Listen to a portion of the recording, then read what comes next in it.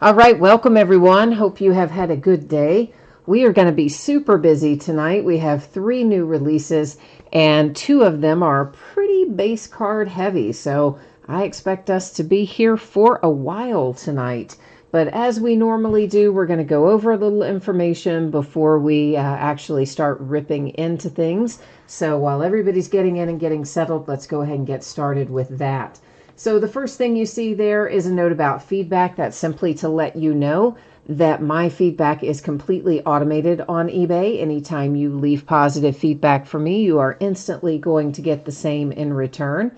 And of course, far more importantly, there is a big thank you. Always appreciate you being here, bidding, breaking, chatting, and hanging out with me on this new release night.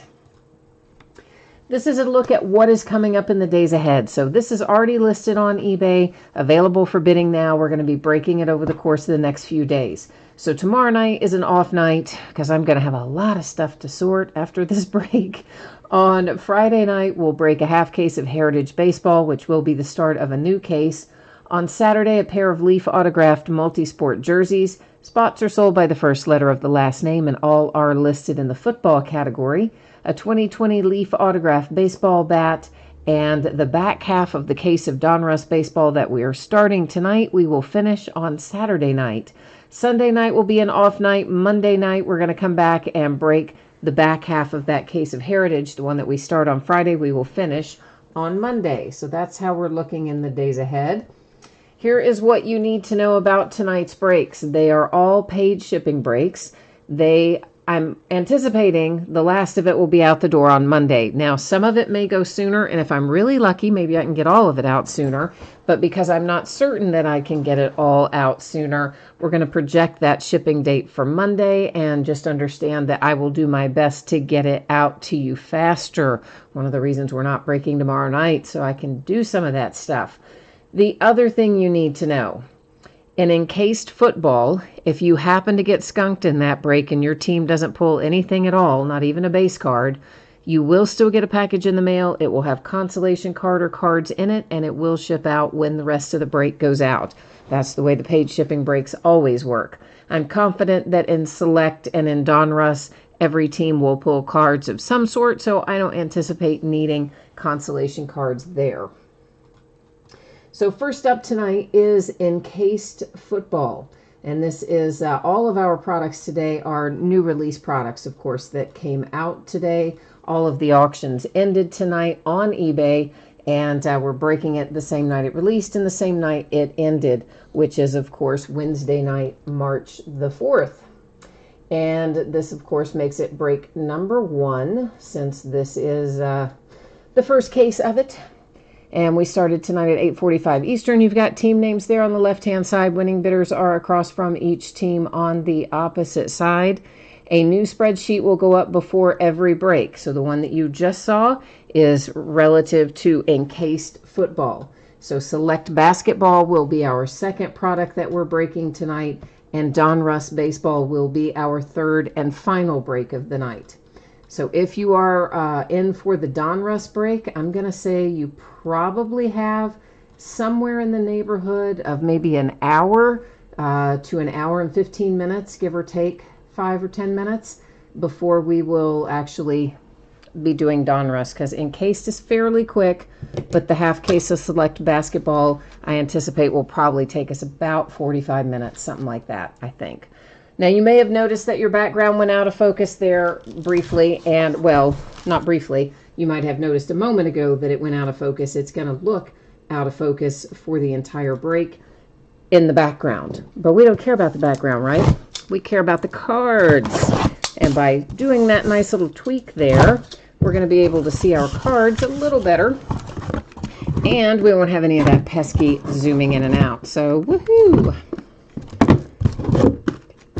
So encased football, it's an 8-box case, and there are 5 cards per box in this product.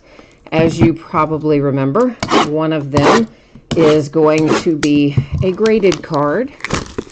This product has been around for, I don't know, is this its 3rd year, guys? Or let me think, 2016 might have been its first year. Is that right? Yeah, so this would be the 3rd season of it. We're in 2019 football, so yeah. I think 2016 was the first year. That sounds about right anyway. So as I like to do when there's only one pack per box, well, in this case, there'll actually technically be two. There'll be a pack for the non-encased cards and a pack for the graded encased cards. But I like to just get all that out first when we have cases that don't have multiple packs per box. It's just a little easier, usually, if we do it like this. That way, once we get started, we can keep on trucking. Hi, Jay Allen. You said you're only here for 5 or 10 minutes. I know, man. I haven't been seeing you this week. I figured you were either really busy or really tired of me. One of the three. Maybe all three. Could be all three. Yeah, but I know, man. I've been missing you, Jay Allen. Been wondering where you were. And you need the Panthers in here. All right. We're going to try to get the Panthers for you in here. We've been pulling a lot of Panthers out of Select Football and some of our other recent football products. So hopefully we're going to have that same kind of luck tonight and pull you a handful of them, or as you say, multitudes of Panthers out of here. I will do my best, sir. This is always such a fun product to open. I enjoy this product so much. They never, ever, ever let me buy as much of it as I want. But, you know, we have enough to break it a few more times anyway. But I would break this infinite number of cases if they would sell them to me, because I love it. I love this product. All right, so what we will do here is first open our small packs. We'll save our graded cards for last. Those are the ones in the big red packs over there. So that's how we're going to go along here. All right, let's see what we have got to start things off with. Our base card is LaShawn McCoy for the Buffalo Bills. I didn't mention that, did I? But we do have base cards in here. And that's one per box, so not an extraordinary number of them, obviously. Some relics. It is numbered 275, Darrell Henderson and the Rams. Darius Slay comes out for the Lions with a relic numbered 220. So our third one, by default, is going to be an autograph.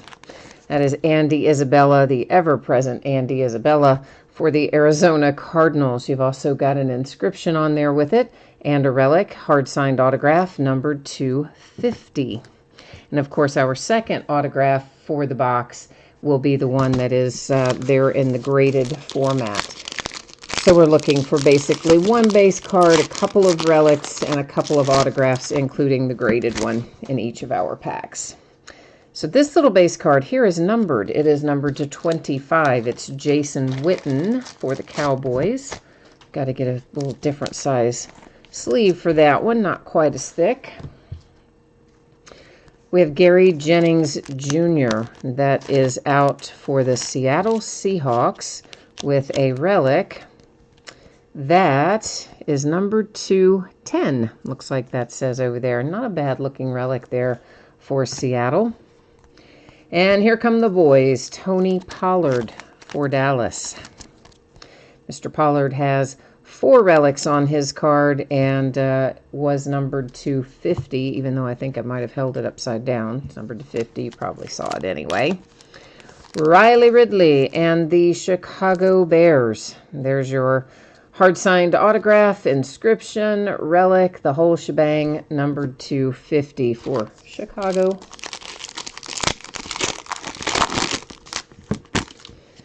Our base card is Johnny Unitas for the Colts. We have a Phillip Rivers relic for the Chargers. And the Phillip Rivers relic is numbered 250. A Troy Aikman relic. Cowboys doing all right tonight so far. Nice little Aikman relic, also numbered 250. Kansas City Chiefs with Lynn Dawson. Hard-signed autograph, trio of relics. It is numbered to 25 for Kansas City and Lynn Dawson.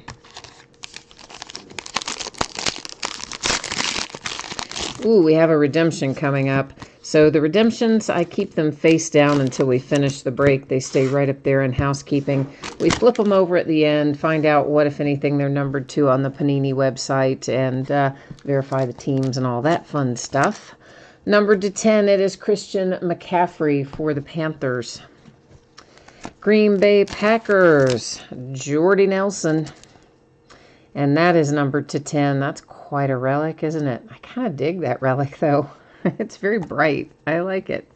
Hey, here you go, Jay Allen. How about a Christian McCaffrey Future Wave? Oh, no, I thought it was going to be autographed. I forgot we had the redemption numbered to 50 for the Panthers. I was thinking that was our last spot in the pack. Well, at least we're not going to skunk you on Carolina anyway, right? That's the good news. Hopefully we'll find some other things for you as well. Alvin Kamara for the Saints, the base card. TJ Hawkinson, Lions. TJ will be a relic, trio of relics as it turns out, and it is numbered to 75 for Detroit. The Saints and Michael Thomas with a relic numbered to 50, and our autograph here, little throwback time for the Buffalo Bills. It is Bruce Smith. And hard signed autograph, numbered to 15, trio of relics. So there you go, Buffalo.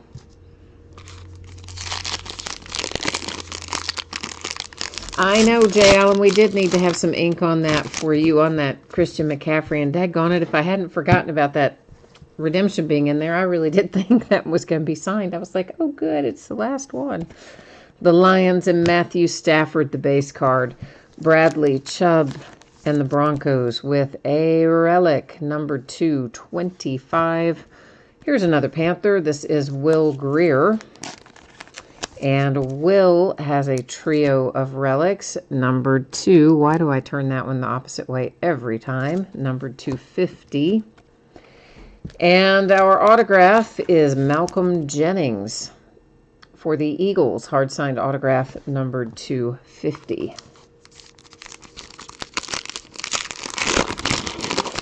Brett, the Bruce Smith. Yeah, I think it was to 15. We'll see it again in the recap, of course, but I'm pretty sure that it was.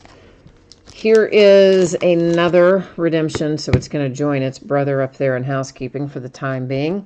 Buffalo Bills, Josh Allen, base card. Ronnie Brown, Dolphins, number 250, relic. And the New York Giants with a Daniel Jones relic. Quad relics, actually, not just a relic, but 4 of them. It's numbered to 50 for the Giants. All right, our last pack of regular cards, but we still have all of our graded cards to look at and our 2 redemptions, so don't wander too far off. Numbered to 5, the Tennessee Titans pull Corey Davis for the base card. TJ Hawkinson, a second TJ Hawkinson for the Lions. Nice looking group of relics there. Multiple colors, numbered to 25. Zeke and the Cowboys will be a little relic of some sort. And it's numbered to 5. So very low number for the boys. And it looks like another autograph for the Bills. Thurman Thomas this time. I'm digging that. More throwback ink for Buffalo. Thurman Thomas, love him, right? And it's a 1 of 1. Woohoo! I didn't even notice that till just now. Little tiny letters it says that. So Buffalo, you got yourself a 1 of 1 hard signed autograph for Thurman Thomas to go along with your other autograph hit. So not too shabby right there. They almost made that little 1 of 1 hard to see, didn't they? Okay. Our graded cards are coming out. First up, the Cowboys and Ezekiel Elliott. This is numbered to 10. Hard signed autograph, of course, and relic. Card is graded to 8.5. Autograph graded to 10. Just goes to show you how hard it is to get a card that will grade to a 9 or a 10, considering we never even touched these. These were only touched by the people who made it and the people who signed it. And then it went off to be graded, and Still doesn't come back a 9 or 10. That's why they're worth so much. They're so hard to get 10s. Okay, we have Dwayne Haskins, hard-signed autograph, inscription, 1 of 1 for the Redskins, our second 1 of 1 for tonight. It is graded to 9, autograph graded to 10. Nice hit for the Redskins with the 1 of 1 Dwayne Haskins.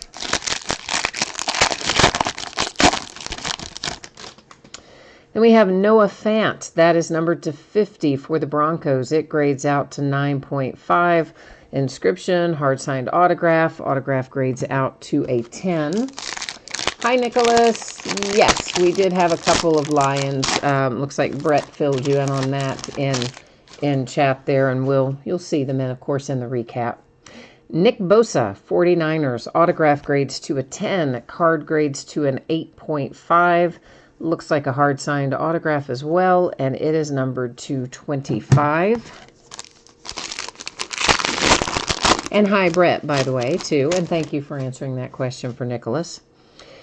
Next up, J.J. Arcega-Whiteside, Eagles, autograph grades to a 10, card grades to a 9.5. These are some of my favorite relics in here when we get the cap patch. That's what that is. So awesome.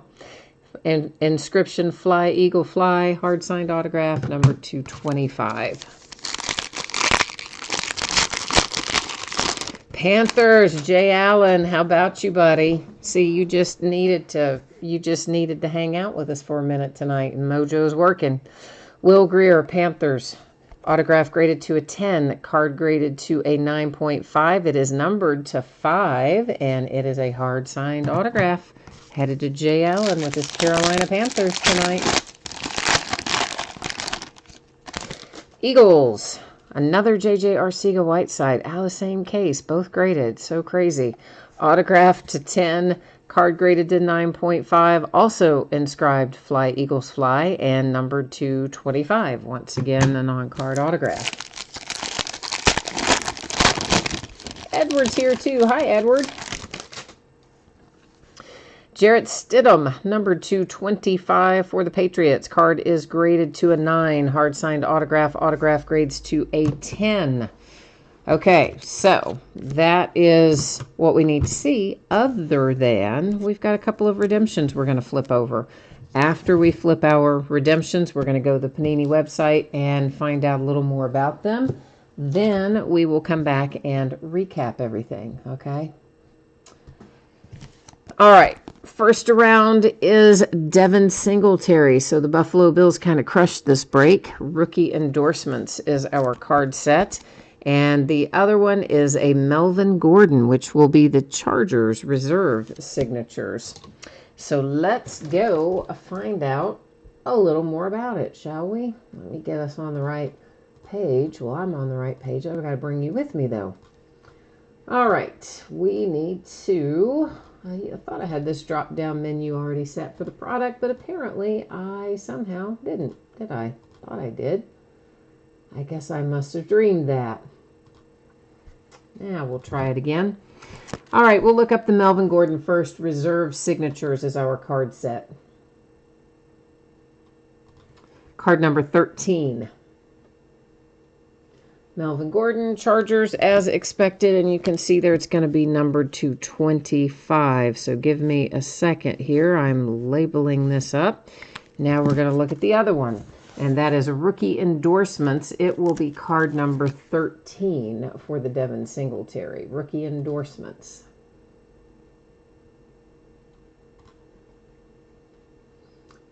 All right, Devin Singletary, Buffalo Bills, as expected, and numbered to 50, the big 5-0.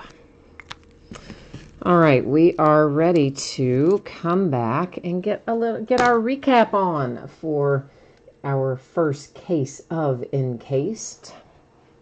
Let's do our relics first. I think that's probably the easiest way to go about it. So you've got the Dallas Cowboys and Ezekiel Elliott, the nice quad relics for TJ Hawkinson and the Lions. And then the Giants had Daniel Jones. The Dolphins with Ronnie Brown. Carolina Panthers, Will Greer. The Broncos, Bradley Chubb. Saints, Michael Thomas. There's your other TJ Hawkinson for the Lions. The Panthers with Christian McCaffrey, Jordy Nelson for the Packers. The Cowboys and Troy Aikman. Phillip Rivers, Chargers.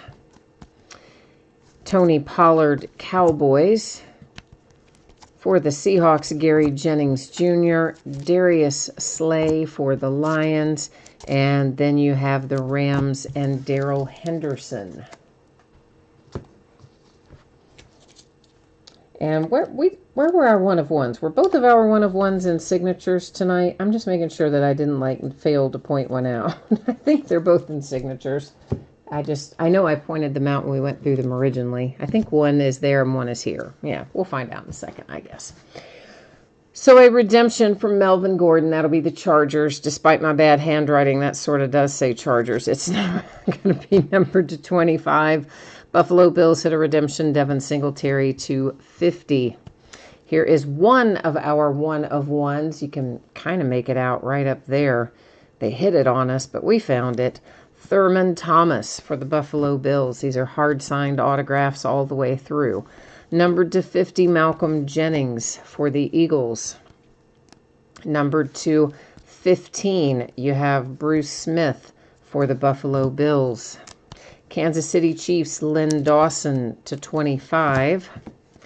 Chicago, Riley Ridley, 250. And the Cardinals with Andy Isabella, numbered 250. Now we're going to take a spin through our graded cards, the cards that get encased its name. Numbered to 25, the Patriots, Jarrett Stidham. The card is graded to a 9.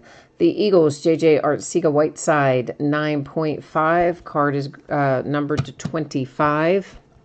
Carolina Panthers and Will Greer. Card is numbered to 5, graded to 9.5.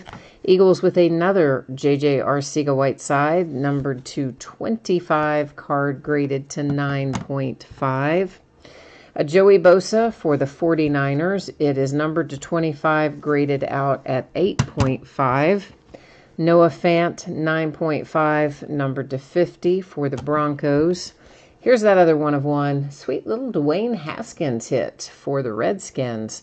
1-of-1 and graded out to a 9.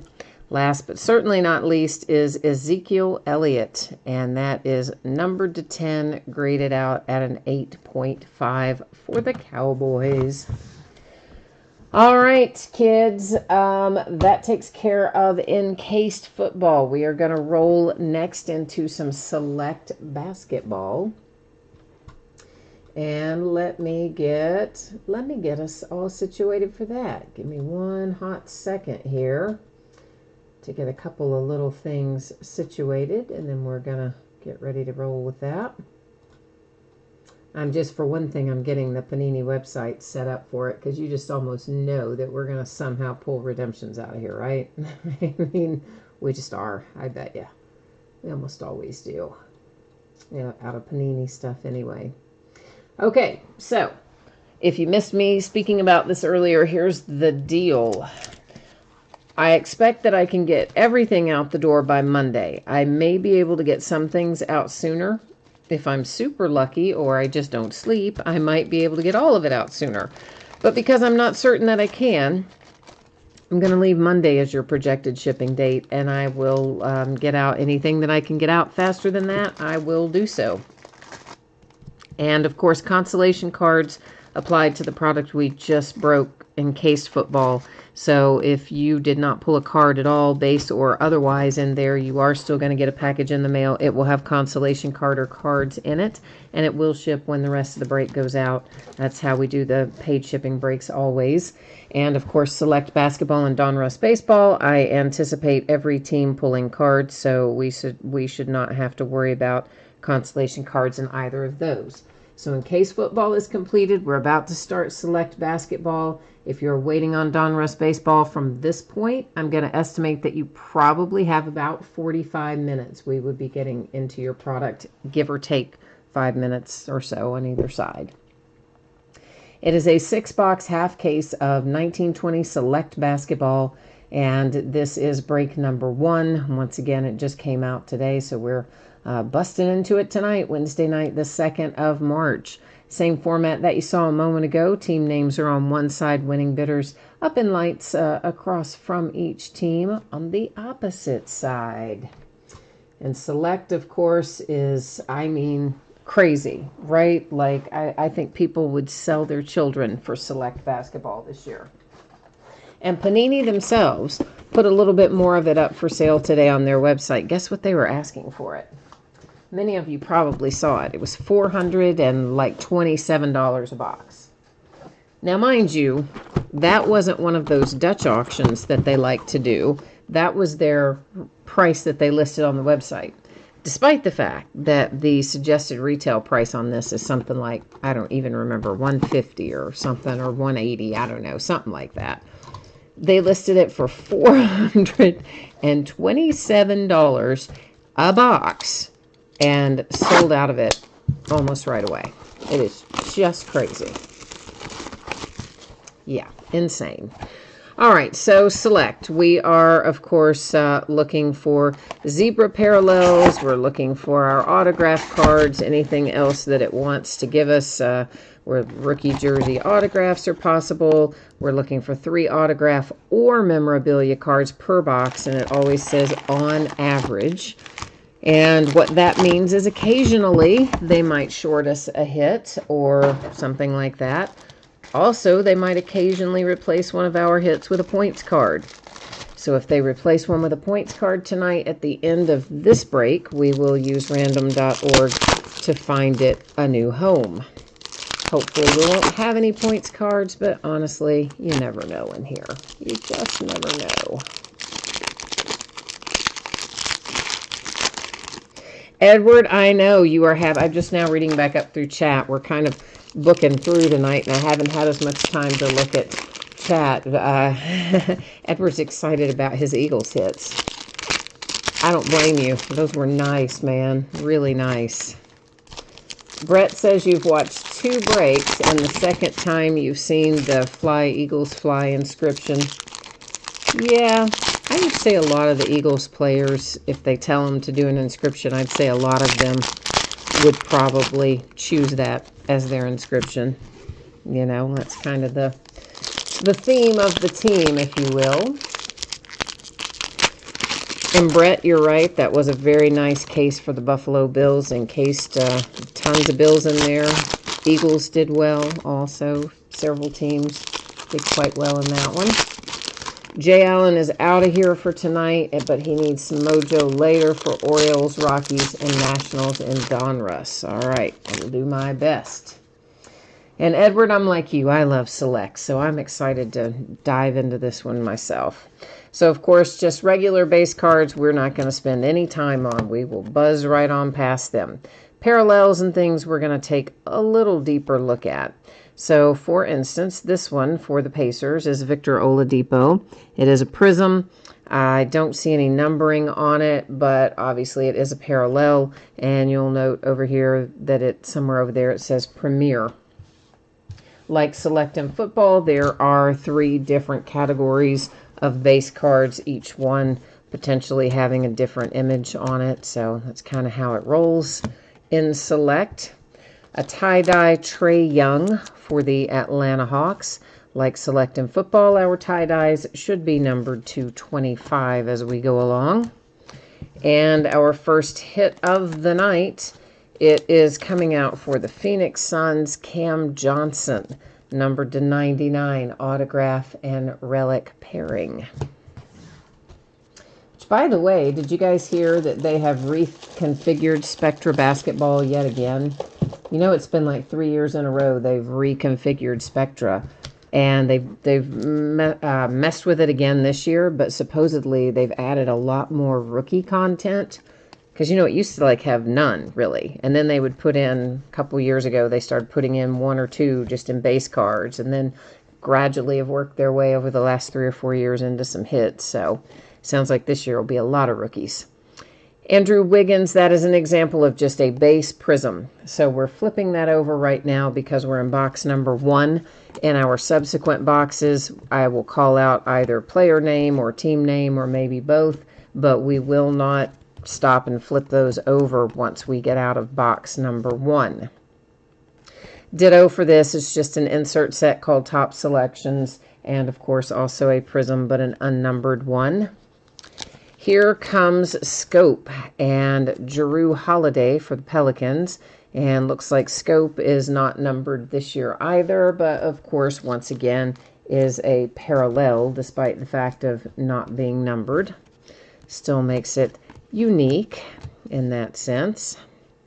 And a base prism for D'Angelo Russell, Golden State Warriors. And this one is the courtside level. So again, the 3 different types. Courtside, Premier, and Concourse, I believe, are the 3 names for the different cards, varying in rarity, of course. And there's a Zion Williamson base prism rookie card. So if you've got the Pelicans, you want as many of those as you can find tonight, you're going to want. We know that's true. The Pelicans were not cheap in here tonight. Not that we expected them to be, but they definitely were not. Number to 199, it is a Walt Frazier for the Knicks with some autograph. I started to say with some ink and switched it to autograph. I was feeling for a sticker. I don't feel one, so that appears to be a hard signed autograph for Walt Frazier. Behind it, we have ourselves a little die cut. Jarrett Allen for the Nets, numbered to 175. I anticipate we'll find plenty more of those die cuts as we roll along. Kevin Porter Jr. and the Cavaliers base prism. And remembering all this unnumbered stuff, even like this, since they are not numbered, we won't keep flipping those in future boxes, only in the first one too, so that you know that I'm telling you the truth, that they're not numbered. The Wizards and Bradley Beal. Our maroon or red, this one's actually red, I think, Jokic coming out, numbered to 199 for the Nuggets. It is always hard for me to remember the numbering in here versus the numbering for the same colors in football are often different, oddly enough. Jackson Hayes. So Nola, that's what you wanted, but maybe not the player that you wanted. You did want to find something, though, so that is a relic for Jackson Hayes. And Chris Middleton for the Bucks. I will probably, I guess, in subsequent boxes, I probably won't sleeve that unnumbered stuff either. I will wait and do that after the break, unless it is Zion or Ja Morant. Those we'll sleeve as we go, but the others, if they're not numbered, we'll probably just sleeve them after the fact to kind of keep things rolling tonight. Since we have got so much stuff to do, we have to make a dent in it.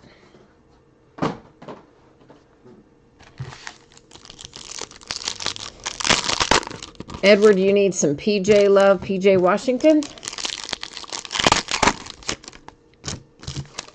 I like PJ Washington. Gina's here. Hey, Gina. How's it going? What's happening in your neck of the woods? I did go see that story that you said about last night with the kid. That was really sweet. Gina was in last night telling us to check out a story that hit about Vermont basketball where there was a player who was highly recruited, and after he had already signed a scholarship deal, but before he ever played, he was in an accident and had some brain damage, I guess. And anyway, result is they kept him on full scholarship at the school, but he never had played ball for them. So to fulfill his dream of playing college ball, on the senior night there, they put him in the game, and the other team let him score a basket and everything so he could officially have played college ball for them. But it was a really sweet story, so I'm glad you told us about that. I was glad to see that. It was really nice. Well, it's good little feel-good stories about college hoops that makes us all happy. All right, this is the Pistons. It's numbered to 25, probably going to be tie-dyed. And I swear to you, no matter how many times I hear this guy's name pronounced, I can't say it. I just can't say his name. Dumbuya. That's so wrong. Anyway, it's the Pistons. It's tie-dye, relic, and autograph. And sorry to that guy because I just crushed his name. That was terrible. Dwight Howard for the Lakers. It is numbered to 99. And you guys always are phonetically spelling it out to me, and I've heard it pronounced. I just can't say it. Rudy Gobert. And that was for the Jazz. And then we have another red, red, maroon, whatever we're going to call it. Zach LaVine to 199 for the Chicago Bulls. And there's a little Chris Paul base prism.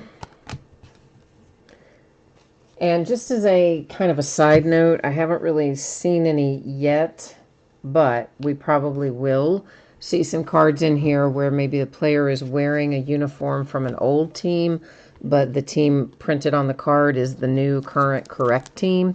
It will always go to the team printed on the card, not the uniform the player is wearing, in cases where they don't match. Kyle Kuzma to 65 die cut for the Lakers. And a little prism insert here for the Lakers as well with Zach Norvell Jr. I think that actually said Jr. And these again, cool looking, not numbered. Harrison Barnes for the Sacramento Kings. The Wizards and Rui Hachimura with a relic out of box number, whatever this is. This 2? Yeah, box number 2. That's bad when I have to start thinking about what box we're on this early in the night, isn't it? All right, Brandon Clark and the Memphis Grizzlies. Next up, Rui Hachimura that is a base prism. So we'll get, Rui is kind of like Zion and Ja, one of the, there's a handful of them we'll sleeve as we go with their prisms. The rest will do later. Toronto Raptors, Rondae Hollis Jefferson relic. And Luka, base prism for the Mavericks with Mr. Doncic. This time last year, of course, we were chasing after him. Stang Lover, you said if he was a Kentucky Wildcat, I would pronounce it right. You're probably wrong. I still don't think I'd be able to say it. Yeah. We've had players where I've butchered their name their entire career and afterwards. So, yeah. Tremont Waters, numbered to 299. And, well, I guess I should show you that before I lay it down. I was just trying to get to the scope. I didn't even show it to you there. Giannis, the Greek Freak, Milwaukee Bucks. That wraps up box number 2. The Crypto Man says he thinks the Zion is probably worth $100, the Prism Zion base that we saw. And I don't know what they're going for from here, but that was a concourse, so it wasn't a courtside or a premiere, but it was a concourse image on there. But even so, all things Zion these days, yeah, they do go for some money, so.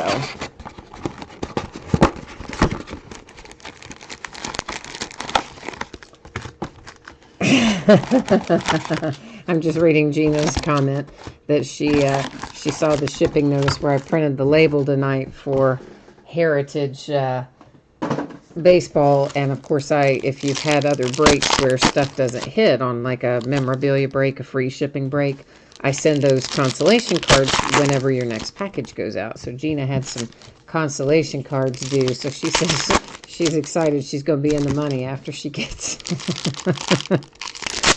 Well, the truth of the matter is, Gina, you've had good luck with a lot of those consolation cards. You pulled some okay stuff out of there. So, hey, better than nothing, right? And as far as the National, I do not anticipate that I will be going to the National. I really don't have time for that most of the time. Stephen, I know there are base Zions in there. There are all kinds of base things, but we're not going to stop and look at every individual base. As I kind of outlined in that first box, we're talking about the things that are prisms, things that are numbered, and things that are autographs or relics. We definitely are not going to stop. Unfortunately, we just don't have the time with the number of cards in this and our other breaks tonight to stop and look at every individual base card. You're, of course, going to see them as they go by, but no, I'm not going to stop and, really talk about just a base card, unfortunately. Even though I know it's exciting when it's Ja or Zion, at the end of the day, we still have to kind of keep rolling. Numbered to 75, that is Jokic and the Nuggets. And that's the way we do all of our breaks. We stop on the numbered things and the parallels and not the base. Garland and the Cavaliers. As in most products, the base isn't really worth a whole lot. Tyler Hero for the Heat. A parallel for Mr. Van Vliet and the Toronto Raptors. But I assure you, of course, when I go through to sort this, I absolutely know who the players are that need to be in sleeves, whether they are base or otherwise. I promise you, I know who's who in basketball.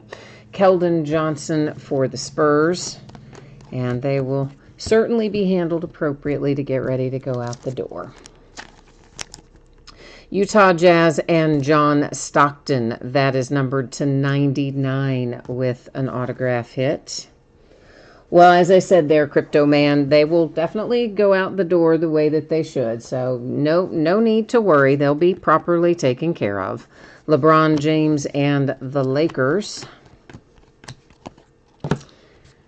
And Bidatsi for the Pacers. Gets us through that little chunk.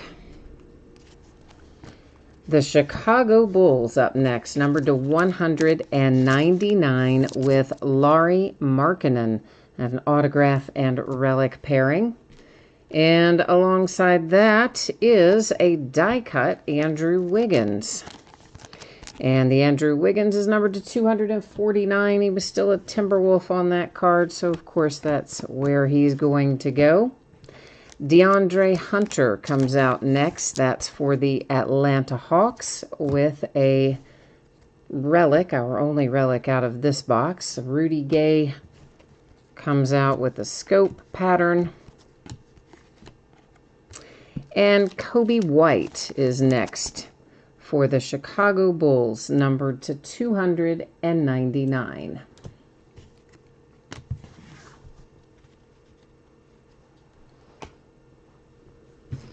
All right, we've got Siakam with the base prism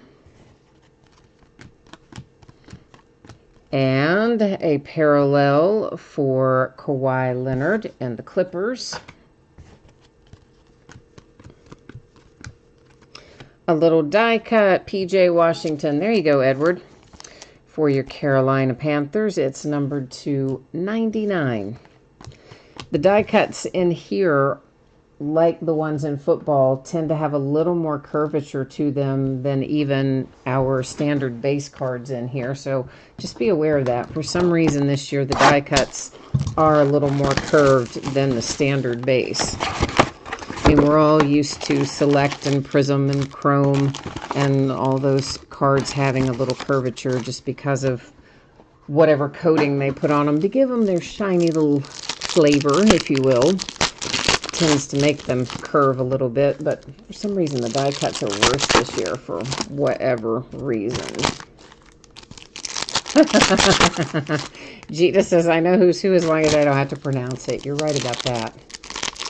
Ah, it's terrible. And I can't explain it. The only thing I can think of that might explain the fact that I have virtually no ability to pronounce names is the fact that I really didn't take any foreign languages. I took Latin. That was it, which was, of course, a dead language.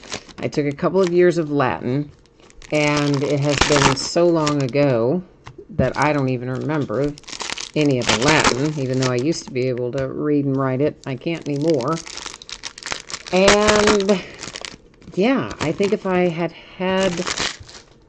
had taken some foreign language classes, it doesn't even probably matter what language, I probably would be a lot better with pronouncing names other than, say, Smith or Jones or whatever. Edward, you're funny. But you know somebody's going to take that seriously, Edward, and then think that, yeah, so there's always somebody. So you got to be... Yeah, I know you're kidding, but yeah. That is Jimmy Butler with a prism, base prism, followed by an Admiral Schofield base prism for the Wizards. The wonderful Wizards of Oz. Poor Wizards. I don't know what they're ever going to do. And then they're so deep on John Wall's contract. Like, whew. They're going to have to move some pieces around. Admiral Schofield. This is our white parallel. And here it's numbered to 149. In football, that's numbered to 35. But in basketball, we see that it is numbered to a whopping 149. So big difference there. There's another scope, and that one is Rui Hachimura, of course, your rookie for the Wizards. And we have a scope Thibault, Matisse, a hit for the Clippers, Mfwanu, numbered to 99 for the LA Clippers, autograph and relic pairing. Behind that is an Aaron Gordon base prism.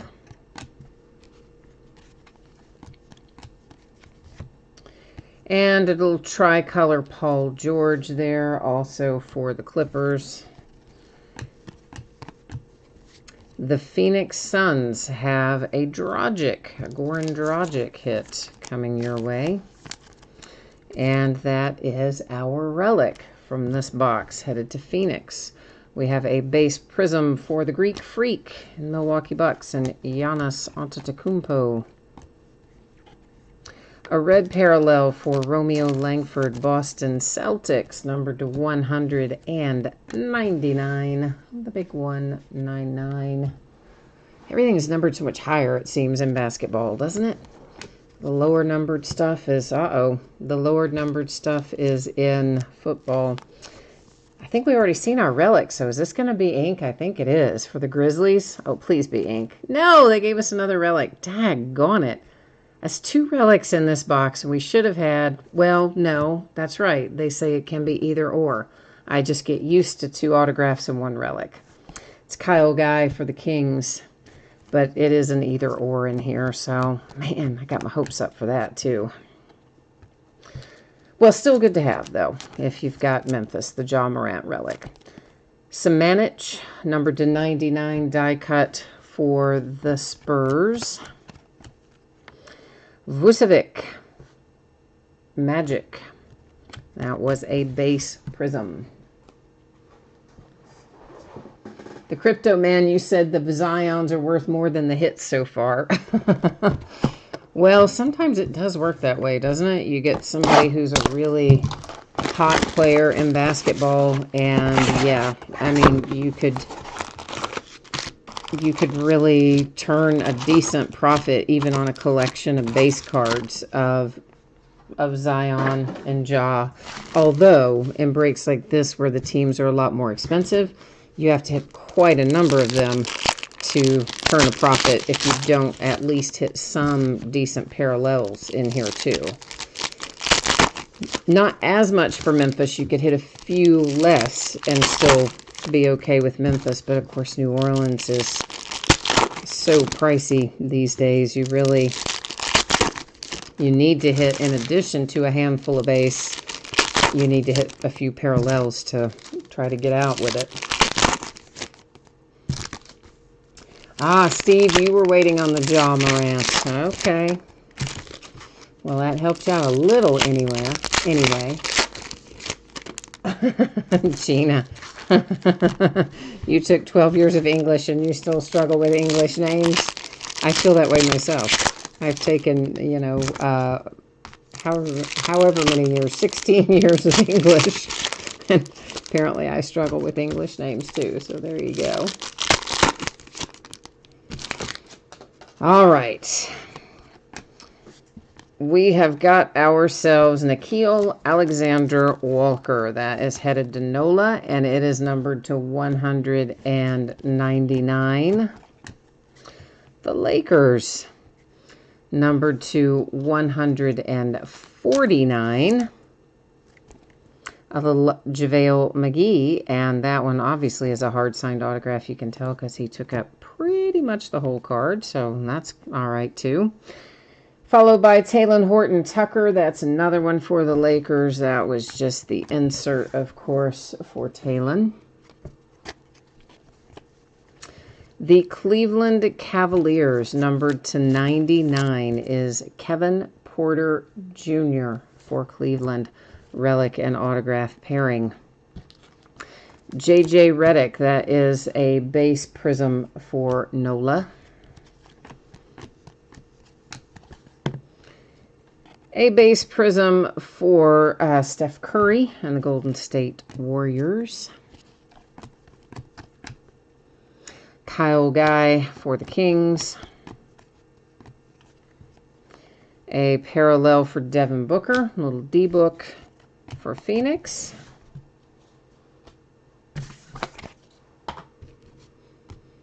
You know I love my ex-UK guys, so I am a Devin Booker fan.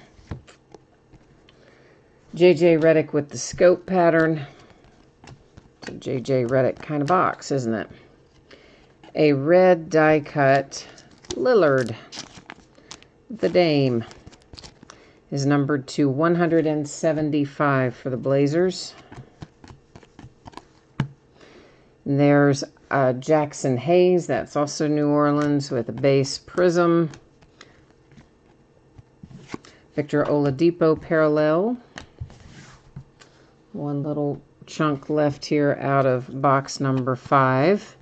And the Wizards have John Wall. Speak of the devil. Or we should say, speak of the extremely high contract that prohibits their ability to bring in other people. John Wall and the Wizards. Even though I love John Wall, man, they're paying him a lot. Nickeil Alexander Walker, that's another base prism for New Orleans. And another tie-dye, our second one tonight. Tyler Hero, nice. It's 25 for the Miami Heat with the Tyler Hero tie-dye. So that's good for the Heat. We are rolling into our last box of this half-case break of Select Basketball. And, of course, after we open and look through these packs, we will then take care of our recapping. So we'll look back through our autographs and our relics and any cards that we have that are numbered to 49 or below, which in this instance, I think so far are just our 2 base tie-dyes at this moment in time.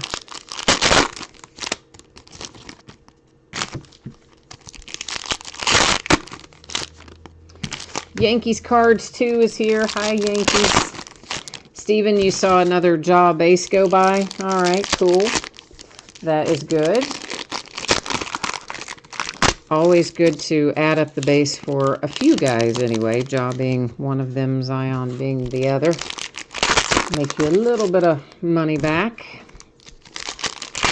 Of course, don't give up hope. We've still got some hits to find in here too, so we may still find a big one yet before we finish out with this last box. We're going to try anyway. Yankees fan or Yankees cards, you want me to remember to call you Charlie? You know my poor old brain. I will do my best, brother. I'm going to try really hard. But there's a reasonable chance that at some point I will glance over there and see it and just call you Yankees because I will forget in my multitasking in my poor old brain. But I will do my best to remember Charlie. All right, is that a deal? I'll try. There's another Ryu Hachimura that is a base prism for the Wizards.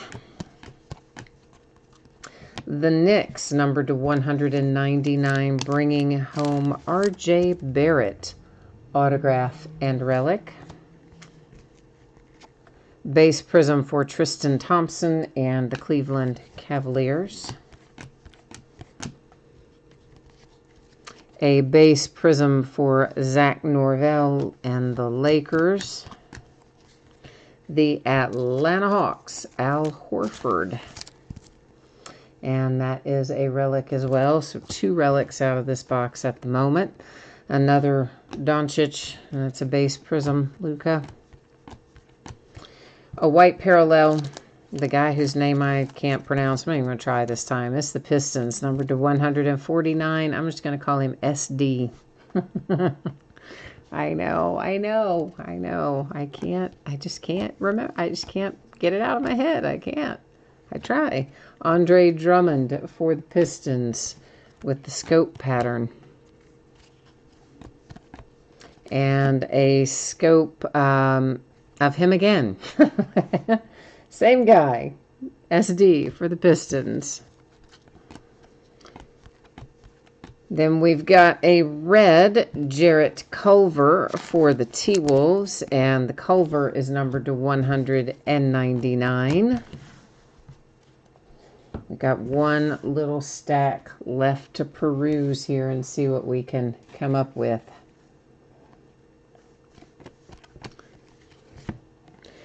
An R.J. Barrett parallel for the Knicks.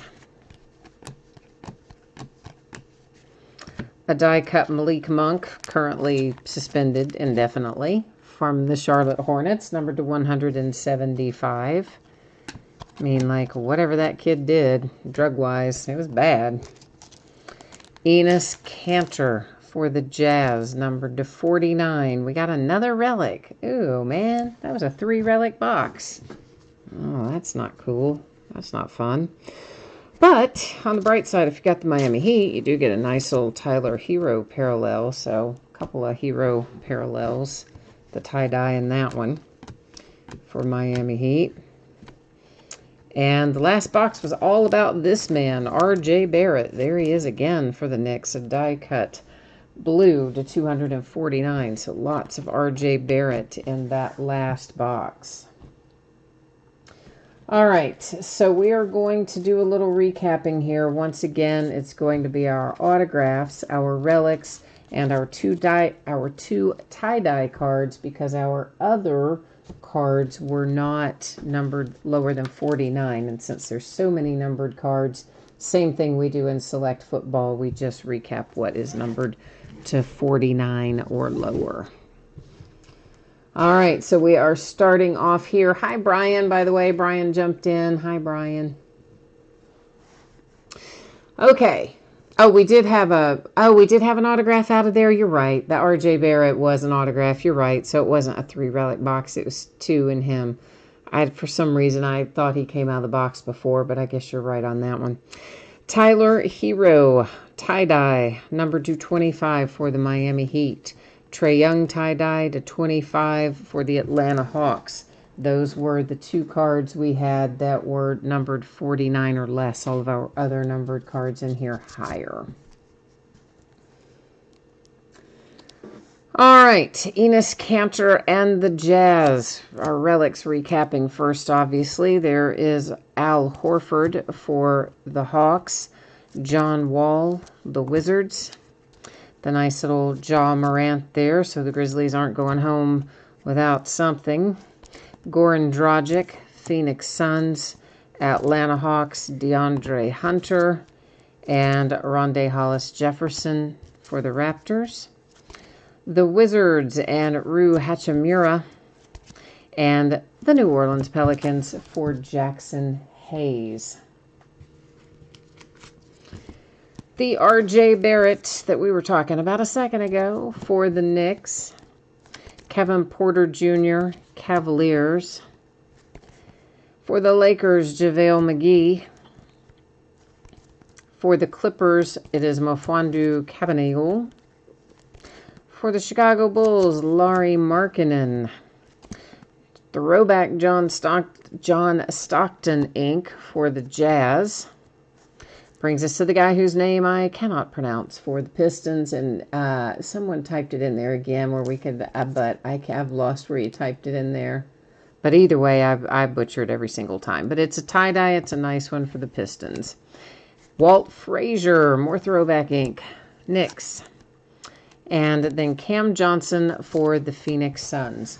All right, so that wraps up this half case of Select Basketball. That is going to bring us headlong into Donruss Baseball. Donruss Baseball is going to be a really, really long break, I think. I can't remember. I haven't broken it since last year, but the best I recall, it takes us a pretty good little chunk of time to get through that. Because a half case of that, it's 8 boxes. It has more cards than some whole cases have, but either way, we're going to dig into it here in a hot second. Let's get our info up here again. So, yeah, guys, if you want to know when your stuff is going to ship, I'm hoping it will be on or before Monday. I know that's far out, but there's going to be a lot of stuff to sort. It takes a lot longer than you would think it takes to sort and ship a break that has a lot of base cards. Like you would think, oh, it shouldn't take any longer than it takes to break it. Oh, but it does. Much, much longer. So whatever I can get out faster than Monday, I will. And otherwise, if I haven't gotten it out before then, Monday should be the day. If you got skunked in encased, you will get a package in the mail anyway. It will have consolation card or cards in it. It will ship when the rest of the break goes. In Select and Donruss, everybody's going to pull cards, so we do not have to worry about consolation cards there. You're just going to get shipped whatever your team pulls. So that is how that's going to work. This is an 8-box half case of 2020 Donruss Baseball. This is going to be break number 1, another product that just released today, Wednesday, the 2nd of March. Same night it ended on eBay, same night we're breaking it. And same format. Team names are on the left-hand side, and the eBay user ID of our winning bidder is across from each team on the opposite side. So that is how it's going to shake out tonight. Since this is kind of a big case, you know, normally I take the boxes out, I number them. We use random.org to figure out which ones we open now, which ones we open later when we start a case and don't finish it in the same setting. But since this is such a big case, what I'm going to do is this. The first 3 people that want to type something in, tell me if you want the left side of the case or the right-hand side of the case. And we will take the majority out of the first 3 responses that pop up on my side. Which, by the way, sometimes they pop up on my side slower than you type them in. So, all right. So, I'm just looking for 3 people to jump in there and tell me that.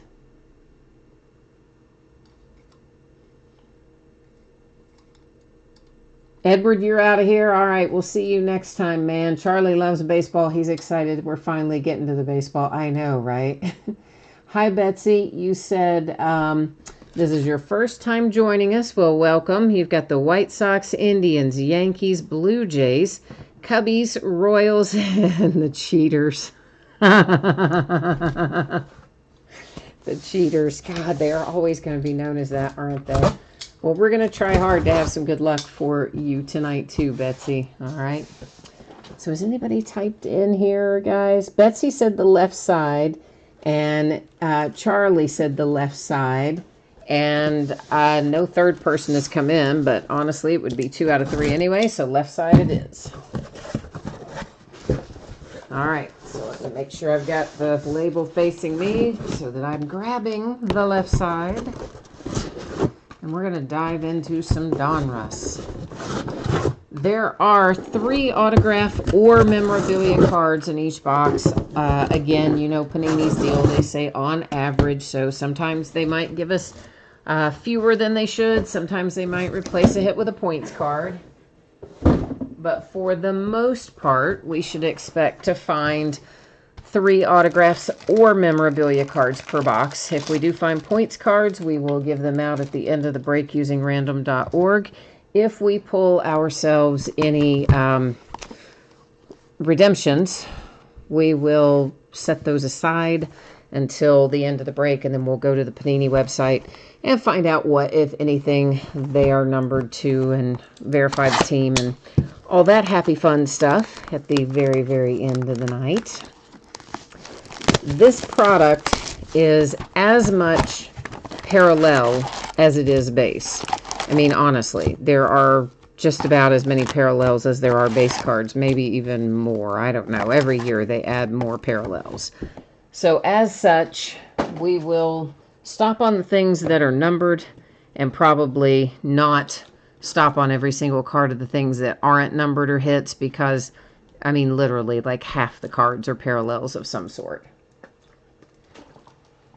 The very first time as we go through this first box, we'll talk about the various inserts and what they look like.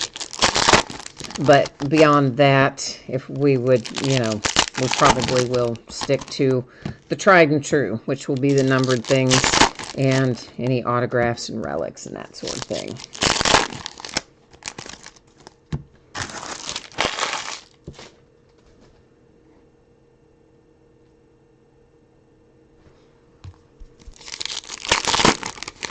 All right, so Betsy says, come on, baby shark. Oh, yeah, the blank cards. Oh, Betsy, those are like gold to me. I love those things. Unfortunately, you may very well end up getting some because I use them in shipping. But yeah, I don't do anything with those other than hoard them myself and use them when shipping cards out to you guys. Panini used to put them in a lot more products than they do now. So at one point in time, I had quite a quantity of them. And these days, they don't come out as frequently. And I'm down to really just a few dozen. So I'm always happy when it's time to open Select and a few products that still use those. It makes me very happy. So for those of you who maybe don't know what in the world I'm talking about, it's those blank cards. I always show you the front and back of them so you see that they're blank on both sides and that there's nothing stuck to it, more importantly. And those things are great for card protection when you're shipping and stuff like that. So, yeah. Of course, that's not the reason Panini puts them in there. They put them in there because they're trying to grab those people that... the pack feelers, you know what I'm talking about, that like will go into the hobby shop or whatever and kind of try to discreetly, do this and feel every pack to see if it feels like there's a hit in it. So they put those little dummy cards in there so they think, oh yeah, I'm going to buy this pack, it's got a hit in it, and they get it home, it's just that blank cardboard. So yeah, I think it's funny. I think it's good to get them. All right, so Jay Wheeler is here. Yes, we already did encased. It was the first one up tonight. Yeah, the Cowboys, you did well tonight with it, Jay Wheeler. You did well. You're going to be happy with your Cowboys tonight. So I won't spoil it for you, but it's going to be good and you're going to like it. Charlie, we're going to try to come on big money there for you. And Charlie says he thinks they're called dummy cards. I call them dummy cards too a lot. I also call them blank cards and all kinds of things, but whatever you want to call them, that's what they are. That's why they're there. Filler cards, blank cards, dummy cards, whatever. Jay Rivers is here. Jay Rivers, how are you? How are the kitties? How's life? How are things? Are you still in Tennessee? Did you get hit by that tornado? Or are you up in New York? I can never remember where you are. Okay, so high numbered to 650. It's a hollow foil, Robbie Ray for the Diamondbacks. A lot of stuff in here, frankly, will be pretty high numbered. So depending on how much of it we see, we may stop and call out every number. We may not stop and call out every number. That's a hollow foil Mike Trout. For the Angels, it, of course, was not numbered. Even on the regular base, there are tons of parallels. There's a Diamond King for Shane Bieber. There will be numbered versions of Diamond Kings. That wasn't one of them, but there will be some.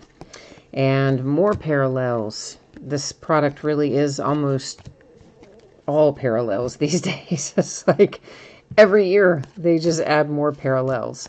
So that's why I'm telling you, we're only going to stop on certain things, or we'll be here till we all keel over. That's number to 349. It's Kansas City Royals, Bobby Witt Jr., and a rated rookie parallel. Another Shane Bieber for the Cleveland Indians. We will also not flip these out of every box, but as we often do in the first box, we flip them more often just to demonstrate that they are, in fact, not numbered, or the ones that are numbered, as case may be. There's a Trey Turner for the Nationals, still yet a different parallel, but also unnumbered. More hollow foil, Walker Buehler for the Dodgers. There's more Diamond Kings base. Yeah, so, yeah. Lots of base. Lots of parallels and lots of base. So there you go. Here's an example of a Diamond Kings that is numbered handily on the front, making life easier, isn't it? Numbered to 317. That is a hollow foil for Mr. Fernando Tatis Jr. and the Padres.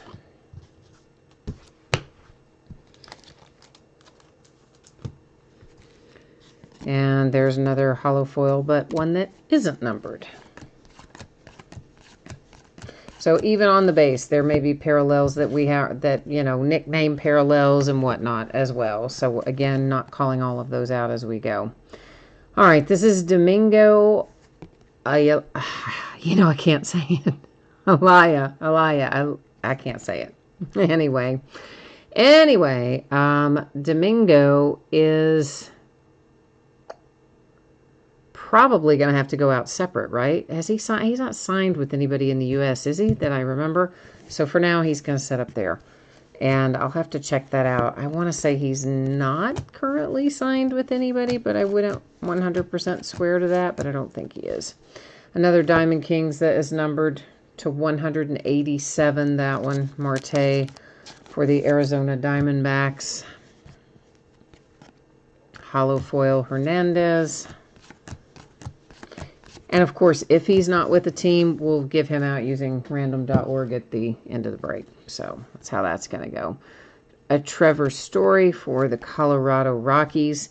And that is numbered to 99. You can kind of see it down there in that lower corner. To me, that looks like the hyper pattern, but hyper is generally lowered number, so it can't be hyper. It's got to be something else, but I can't tell you what right off the top of my head.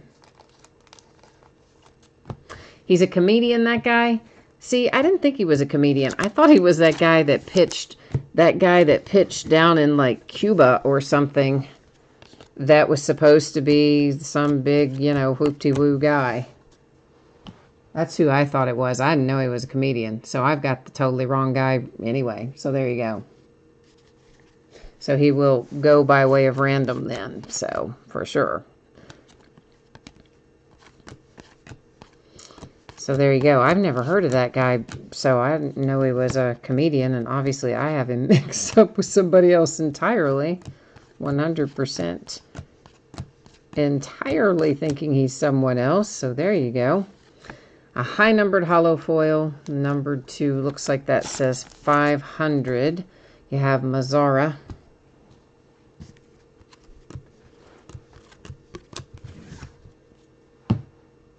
And so on and so forth we go through a giant pile of stuff. Which is now, you're kind of getting the idea of why we only want to stop on ones that are numbered or hits. Because there's so many, many, many parallels otherwise.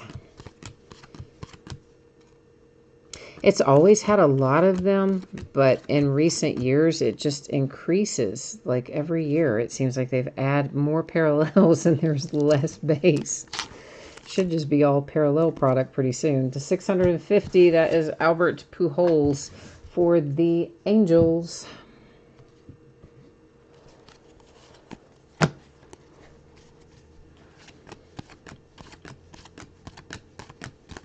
All right, this one is numbered to 100.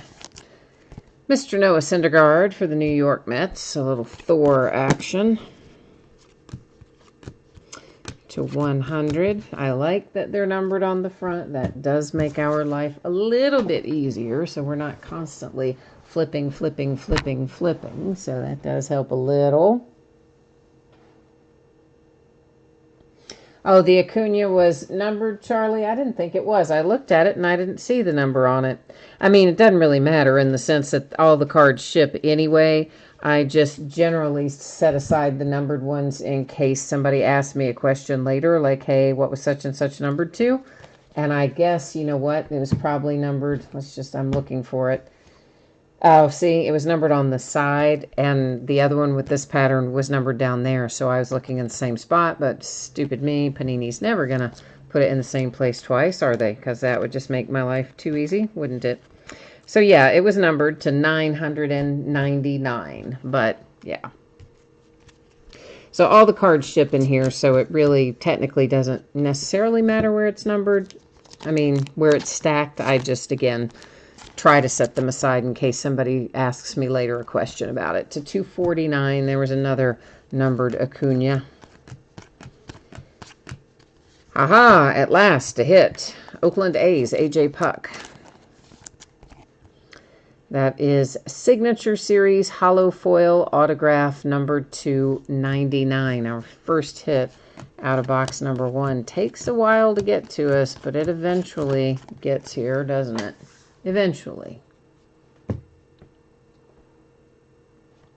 Yeah, Charlie, we got it out of there. Thank you, though. I do appreciate, of course, you telling me about that one. I'm sure I would have found it when I was sorting, but again, I like to kind of keep them separate in case somebody later says, hey, what was the blah, blah, blah number 2? And you're going, oh my gosh, I've got like 1,400 cards over there. I don't know. And that way, if you set them aside, it's a little easier to deal with if that comes up. And Alex Bregman for the Astros, or as Betsy calls them, the Cheaters, numbered to 119. I think Betsy's not going to be the only one calling them the Cheaters this year. I think they're going to have a hard life on the road.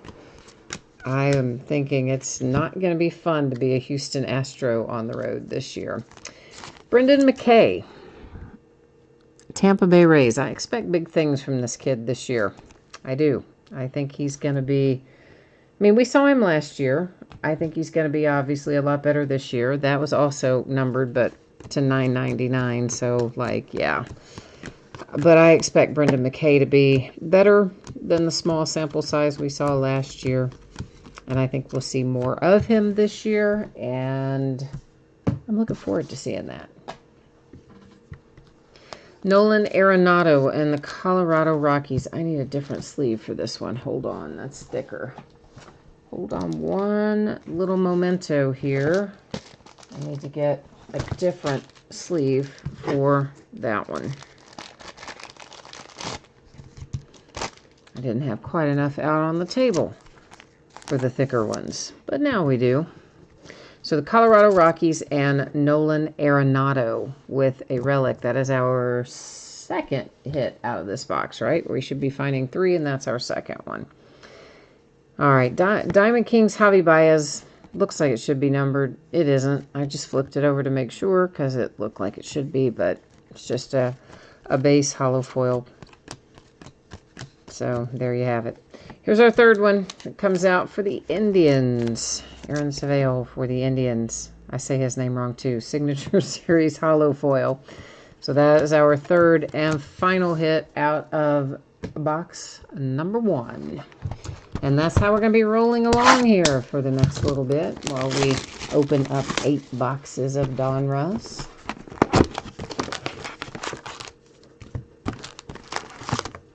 You're gonna bang that. You're gonna bang that against your trash can, Betsy.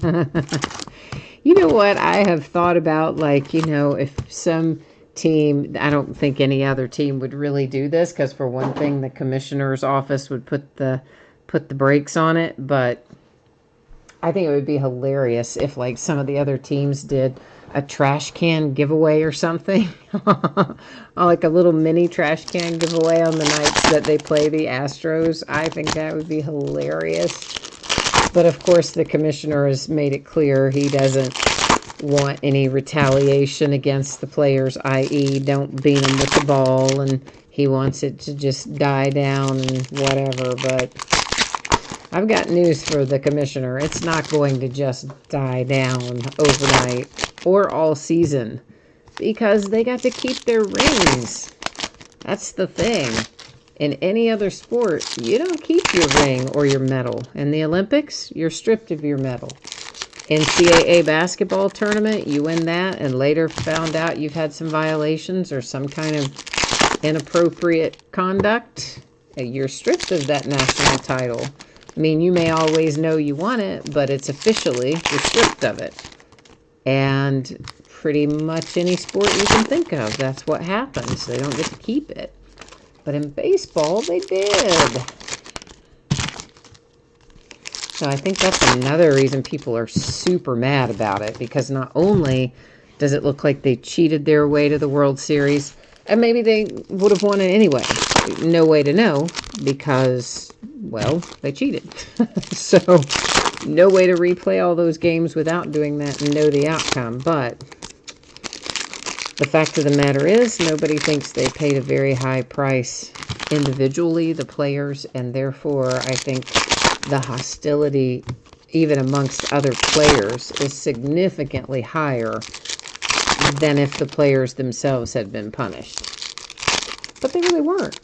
I mean, they're going to have to live with a lot of grief right now, but they still get to keep those rings. Charlie says people are going to beam them anyway, no matter what they said. You think Betsy says they're going to set a team record for being beamed? They might, indeed.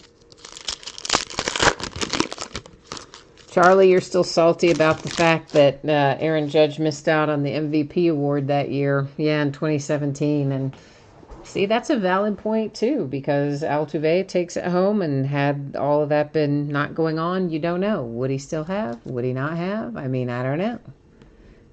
No way to know that either. Well, Betsy says the Yankees kept all their steroid rings. Well, I guess that's true, too. That is a valid point, too. Low numbered one. Another parallel for Noah Syndergaard and Mets. Numbered to 100. A Mike Trout for the Angels. So, yeah, I mean, listen, everybody steals signs. That's part of the game. It's that you're just not supposed to do it electronically the way they did it. But I guess, did you guys see what Trevor Bauer did? The pitcher now for the Reds. We got him last year from the Indians.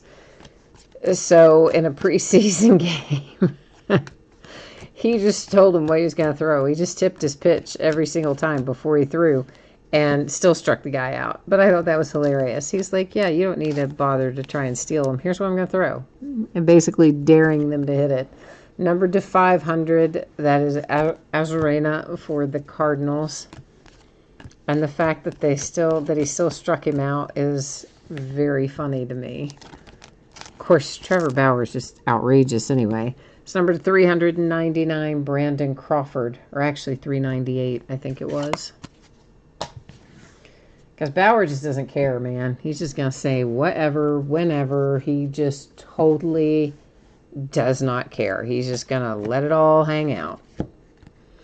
Another Acuna. This one is numbered to 149. Loads of numbered Acuna parallels. In fact, we may start sleeving them later since this is mostly higher numbered stuff. We'll see how many we pull out of this box in general, but maybe that. Wander Franco, well, we'll sleeve him now, even though that is to 999. A rated rookie, Wander Franco for the Tampa Bay Rays. $200 million man Christian Yelich. And the Brewers.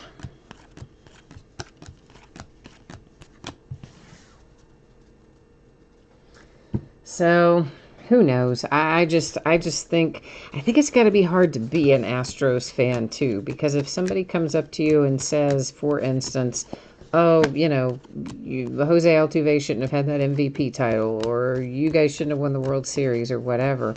If you're the Astros fan, how do you kind of defend that? Because, I mean, it's the Astros' own players said, yeah, we cheated. So I think it'd be hard to be a fan of them right now as well as a player, just because of all the pushback you're going to get from, like, everybody. That is a USA Baseball, numbered to 999. Clayton Kershaw is on the back. And Asa Lacy is on the front. So we're going to have to deal with that too. That's going to set up there in housekeeping, and we'll deal with it and any others that we find like it in a bit. Speaking of Brendan McKay and the Tampa Bay Rays, now you got a little ink to go along with your parallel earlier. A signature series autograph for the Rays. Shortly behind it, another hit out of this box. Corey Seager has a relic for the Dodgers.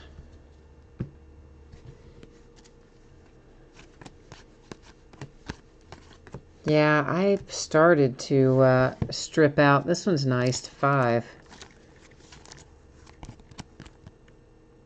And that is Daniel Mendick. For it's a press proof. I was like going, where's our, yeah, it's up there in the corner, press proof. So a low numbered one there for the White Sox.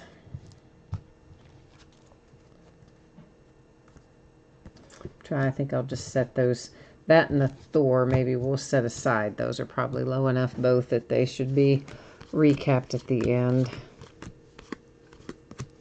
So yeah, I considered briefly, that's another one that's going to have to go up top, not doing the base, you know, stripping out the veteran base, which we do in some breaks that are really card heavy, really base card heavy.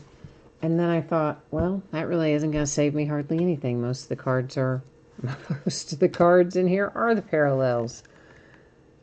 Berea for the Nationals is our third hit out of this box.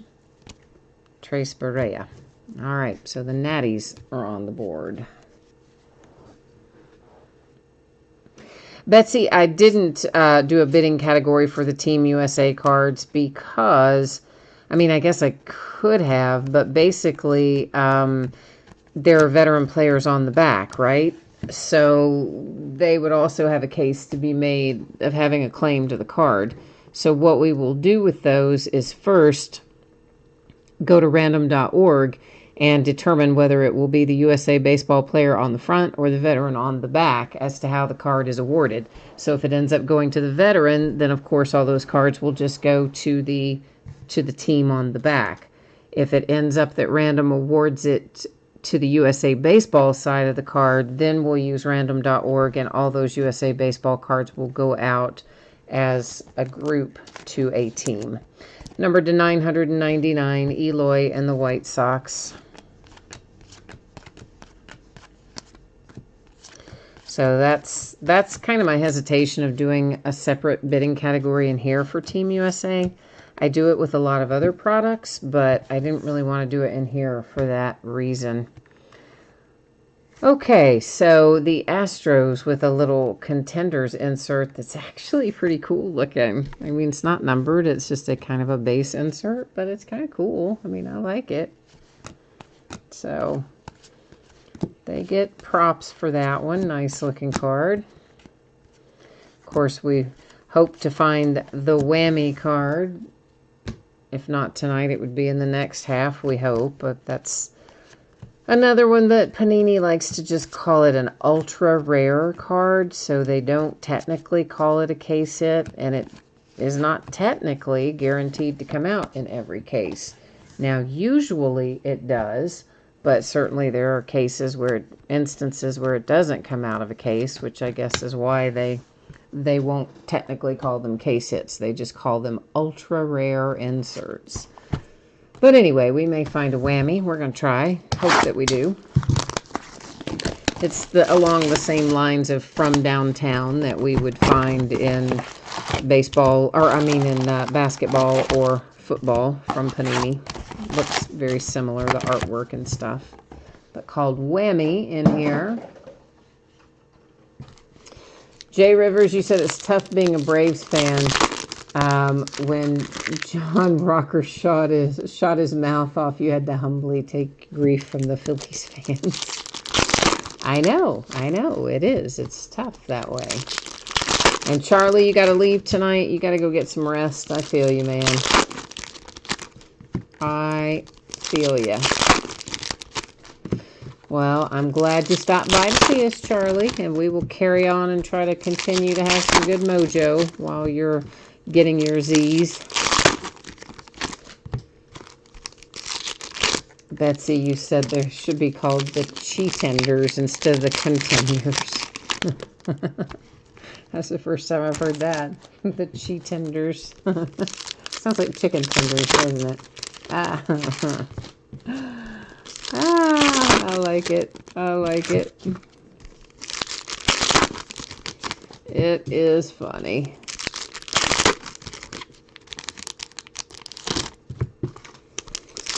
All right, so yeah, we're gonna be here a while to finish this. I mean, that's why I kind of was warning everybody all week it would be such a long break because the Donruss just takes forever.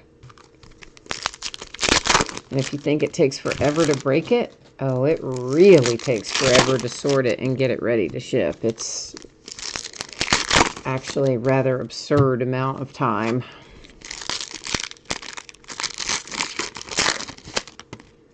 It will be an entire work day just to get this product sorted and somewhat ready to go out the door.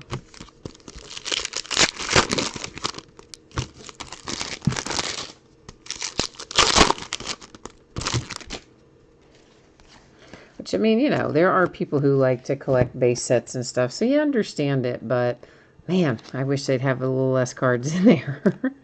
Numbered to 999. That was Ketel Marte for the Diamondbacks.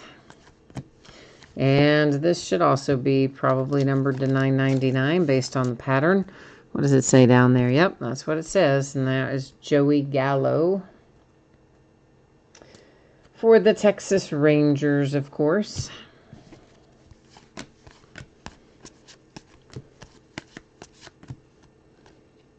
And number 275, my man Aristides Aquino for the Cincinnati Reds, baby. We'll see what my Reds put on the field this year. I really hope that is better than the last, 100 years? I mean, good Lord, it feels like it's been 5,000 years since the Reds were good. It hasn't been that long, but man, does it feel like it. Been in the extended drought of, well, just bad play. Just bad. So maybe with some of our young guys it'll help. Of course, it would also help if the Reds front office would stop going out and spending tons of money on aging guys to rent them for a season or two when we're not in win-now mode, because we don't have the pitching to be in win-now mode. So there you go. That is numbered to 318. It is Kirby Puckett for the Minnesota Twins. I mean, our pitching's getting better. But for the life of me, like, why do you go spend all this money on these old dudes? Not old in life years, but old in terms of baseball years. We all know how that goes. Aroldis Chapman for the Yankees. And I don't know why, but we keep doing it.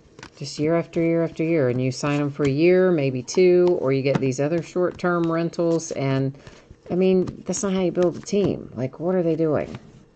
Get our young guys and keep them. Stop trading them away in dumb trades, which is the other thing we do. Or we get a guy and we play him for a few years and then he gets really good and then we have to trade him away because we don't have any money to pay him. To 650, Milwaukee Brewers, Lorenzo Cain. And why don't we have any money to pay him? Because we're paying, like, Moose a bazillion dollars to hit a couple of extra home runs. So, I don't know. Can you tell I'm frustrated with the way the Reds have played last few years? I mean, I might be. I might be. Surely I'm not alone. Number 250, Corey Kluber, Texas Rangers. It's going to take me a while to not automatically say the other team. Hard to get used to Kluber being a Ranger, isn't it? I think so. A lot of guys, right after they get traded, I'm such in the habit of you just say their name and their team prior, former, just automatically pops out. You have to retrain yourself to that new team. Another high-numbered parallel. 500, I think that said. David Dahl, Colorado Rockies. Somebody's car alarm's going off. Can you hear that? Jay Rivers, you said President's Collection. What is the President's Collection? You know my mind wanders, and then I forget what I was most recently talking about by the time the chat pops up. I'm sorry. It's to 249, Eloy Jimenez for the White Sox. So you might have to refresh my memory there for a hot second. Oh, the last parallel. Okay, all right, thank you. Yeah, sorry, you're talking about the Corey Kluber, right? Yeah, so I was, what did I do? I called out the number, right? And then I got started off on sidetracked about the team. I know.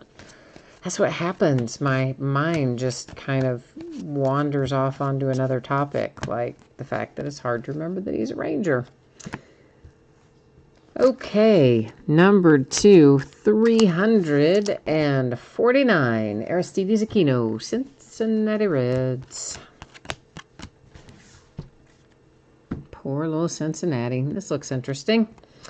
What have we here? Vlad Guerrero Jr. with an As Seen on TV insert, which is a very cool looking card.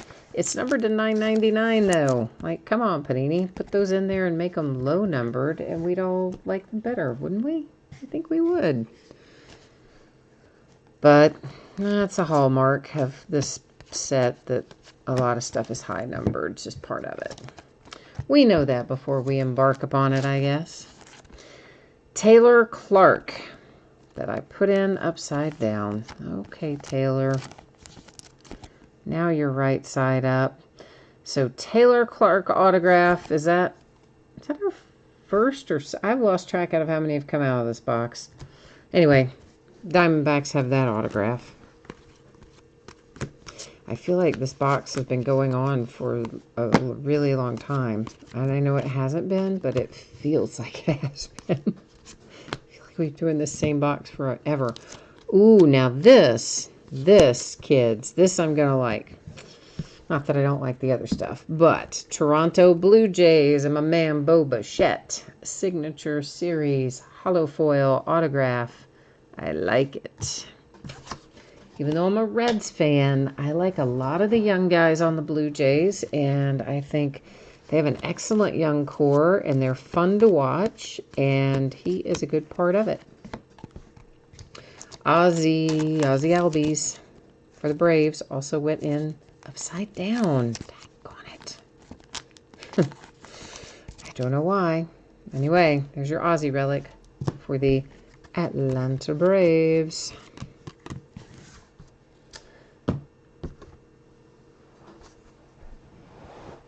Gil says, oh, Gil, you're excited that it's a live Donruss break. Oh, man.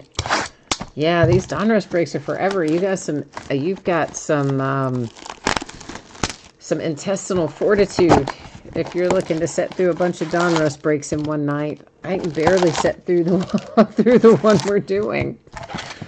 But that's truthfully because we've already broken 2 other products ahead of it. So by the time I I get to this part of it, I start thinking, ooh, man, like I'd like to get up and stretch my legs a little bit, but we don't. We keep on trucking.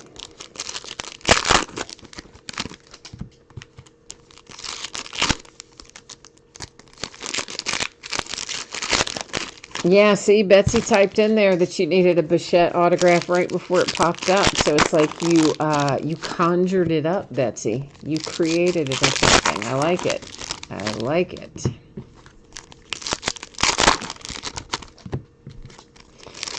Gil, you like the Donruss cards? I like the way they look too. Some years I like the designs more than others. I'm not wild about the base card design this year. I don't know, it's not my favorite. But I do like a lot of the parallel designs in here this year. So considering that there are really as many parallels as there are base, overall, I do like it. Oh my gosh, Jay Rivers, this is your 4th break of Donruss tonight and 3 more to go. You're going to watch 7 Donruss breaks tonight? Oh my gosh. Are you, do you just have like a case of Red Bull sitting next to you? Are you just guzzling caffeine? I don't know. Even when I watch other people's breaks, if it has a lot of base cards in it, I find that I can't stay focused on it very well. I look for the hits, and then I'm start pulling up other breaks and multitasking and half paying attention when it's not just this, any product that has a lot of base. If I'm watching somebody else's, that's what happens. You said you need sunglasses for the glare from the parallels.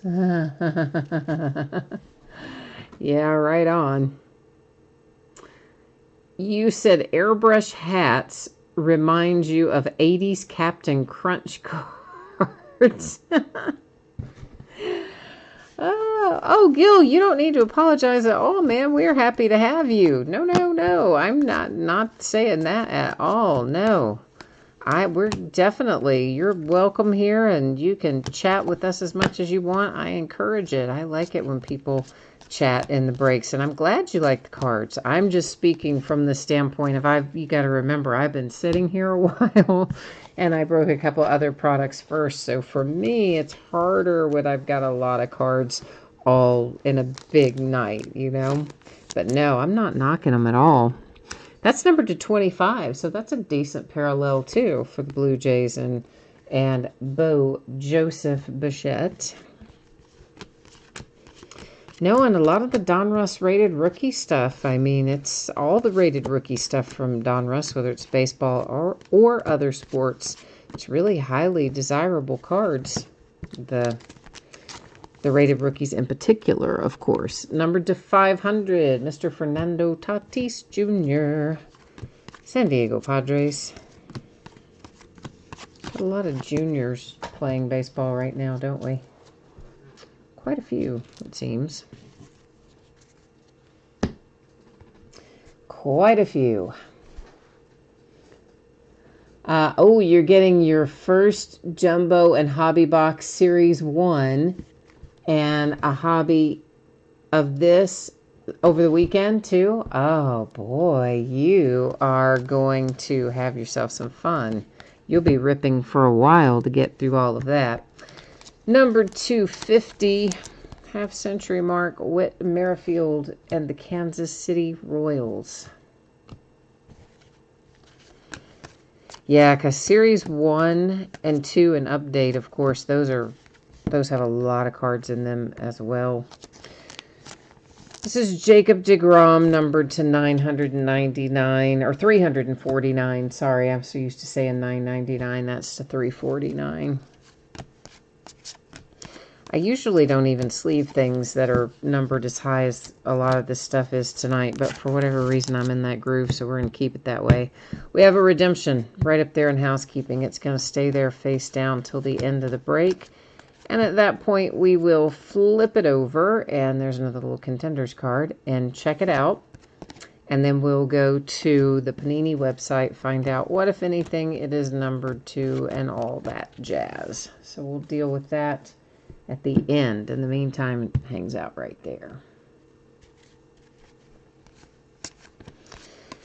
And let's see, what else can we find in here? Have we found our hits yet?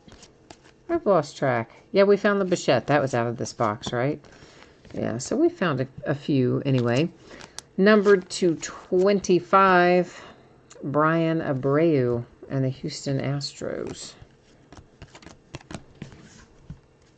I wonder if the whole cheating scandal, I guess it's an if. I guess it is affecting it, but I'd be curious to know how much it's impacting prices for autographs of, say, guys like Bregman and Altuve.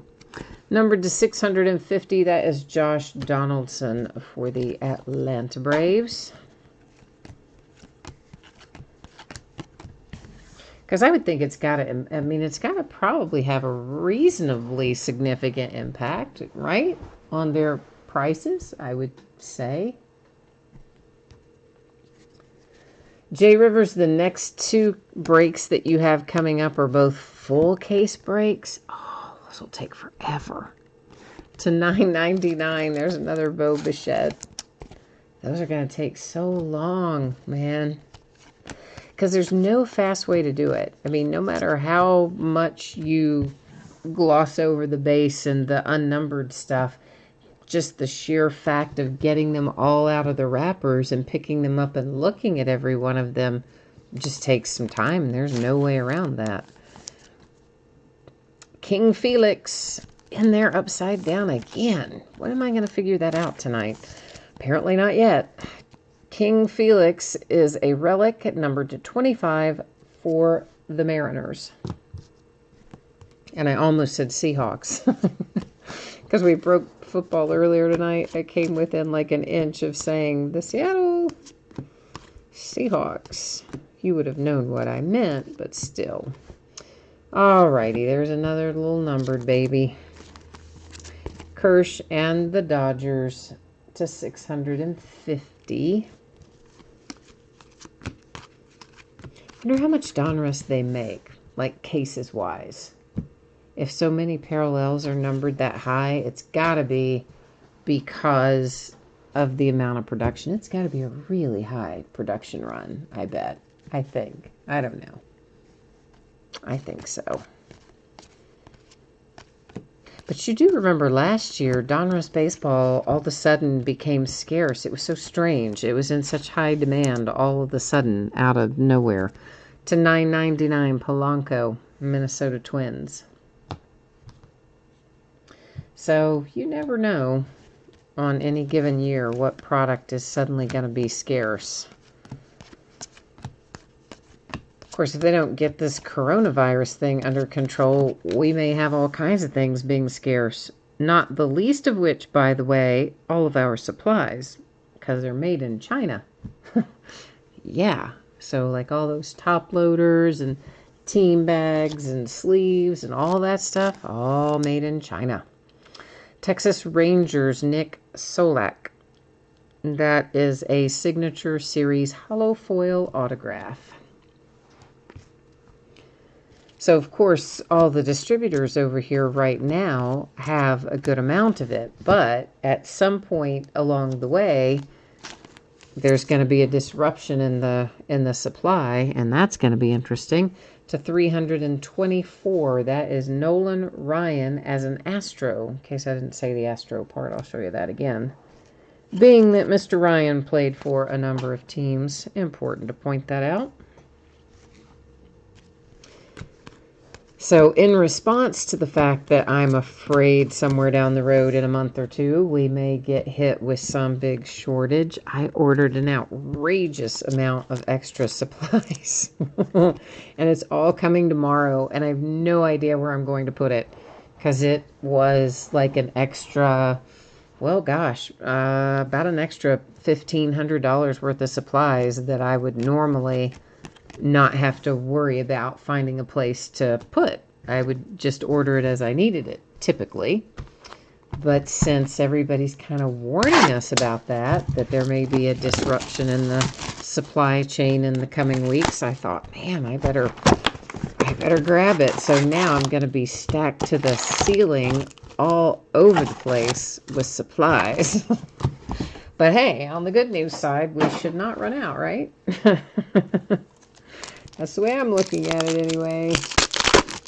That's what I'm thinking.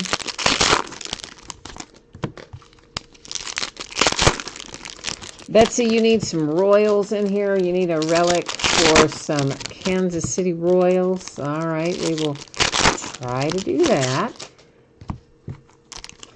And Jay Rivers, you don't care if it's long as you get a lot of hits. I paraphrase that, but I agree with that.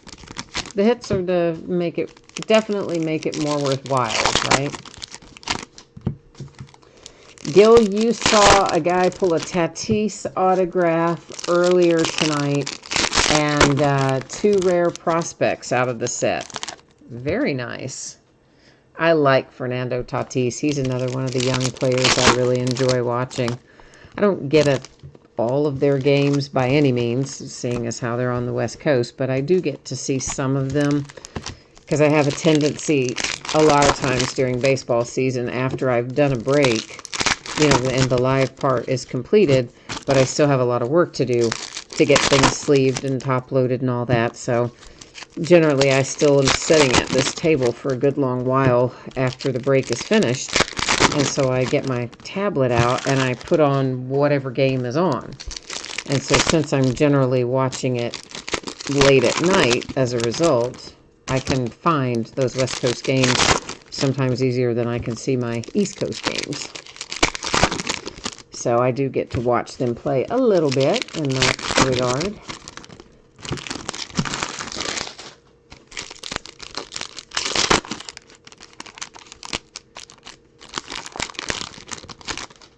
You said the Houston autographs haven't declined in price. So I'm catching up on chat, guys. Sorry, it's harder for me to read it when we're looking through all the cards. It's easier when I'm taking things out of wrappers.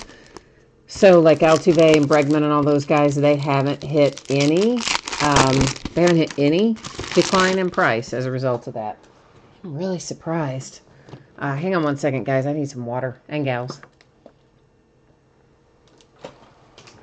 Have to do a little hydration there. So Gil, you're asking about the little white spacers, also known as dummy cards and fillers, and lots of people call them different things. We were talking about that a little bit earlier, but what you're asking about is this card. Basically, those are in there, Gil, because sometimes people go to a hobby shop and maybe the hobby shop store owner has the box open where all the packs are in there. The packs aren't opened, but all the packs are in there. So someone might come along and try to feel the packs and feel for the thicker cards to try to find the hits, because many of the hits, particularly if they have a relic involved, are thicker, like this one. So I keep just putting these in there upside down. That is killing me tonight.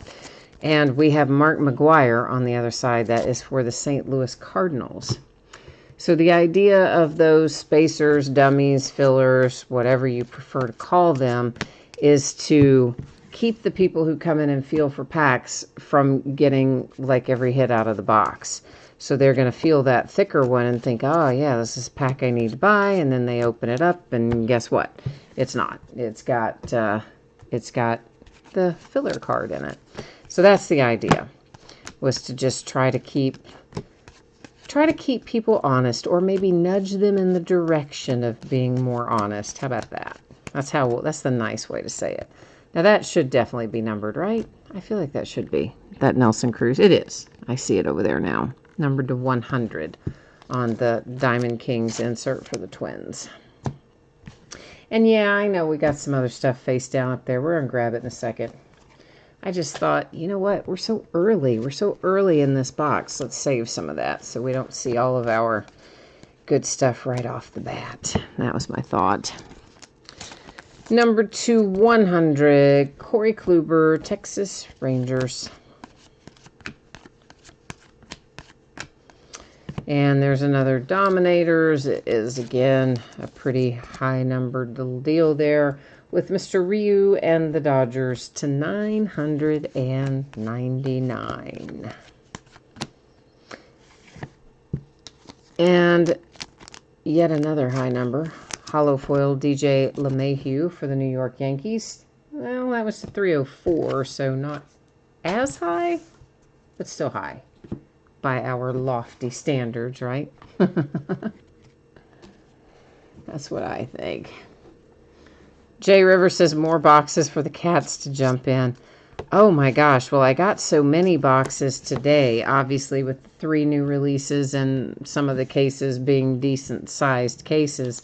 So I already got a ton of boxes in. And I tried, ooh, Adley Rutschman on the other side. Nice.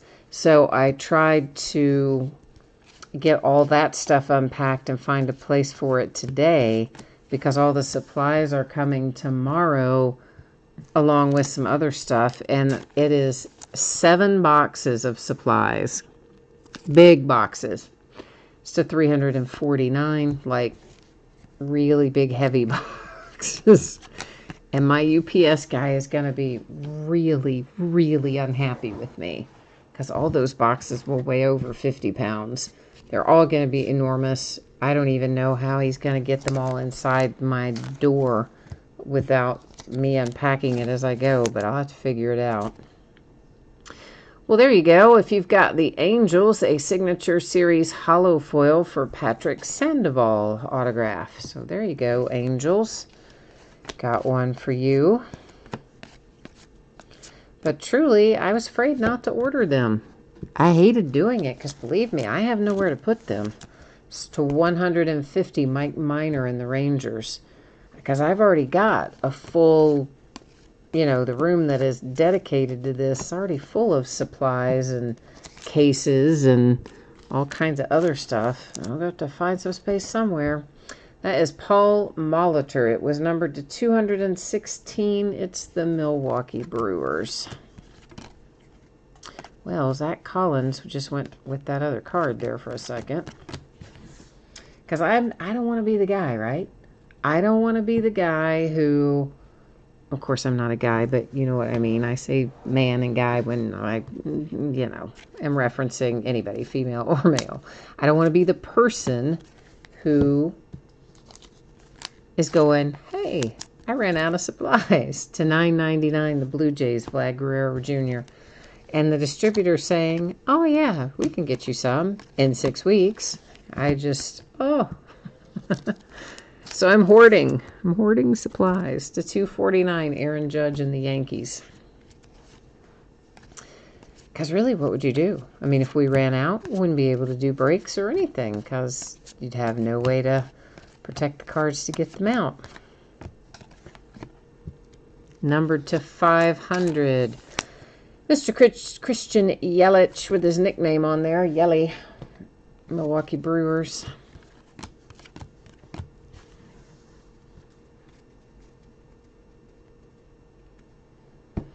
And we've got another hit. I'm going to set it over there. I'm still not ready to look at it yet because you know what? I think I don't want to. We still got a long ways to go. I like there to be at least one that saves kind of towards the end. Also, just feels like it should be numbered. It's such a nice looking card, but it wasn't numbered. You asked, what do I think of Heritage? Oh, I like Heritage. I always like Heritage. I love the throwback designs, right? So, I mean, we're 1971 this year. All of the 70s are kind of crazy, fun, bright colored designs, well, at least through the mid-70s. I like the late 60s as well, so I've had a lot of fun with Heritage the last few years. I like it. To 425, Yandy Diaz, Tampa Bay Rays. So it's another one that takes a little while to break and a little while to sort, but it's, to me, it's a fun product. I enjoy it. This one, sometimes it requires a little more thought just because I have to sometimes sit there and think, okay, like if, you know, looking at all the parallels and all the stuff. Bobby Dalbec, Boston Red Sox. It's our third hit out of this box.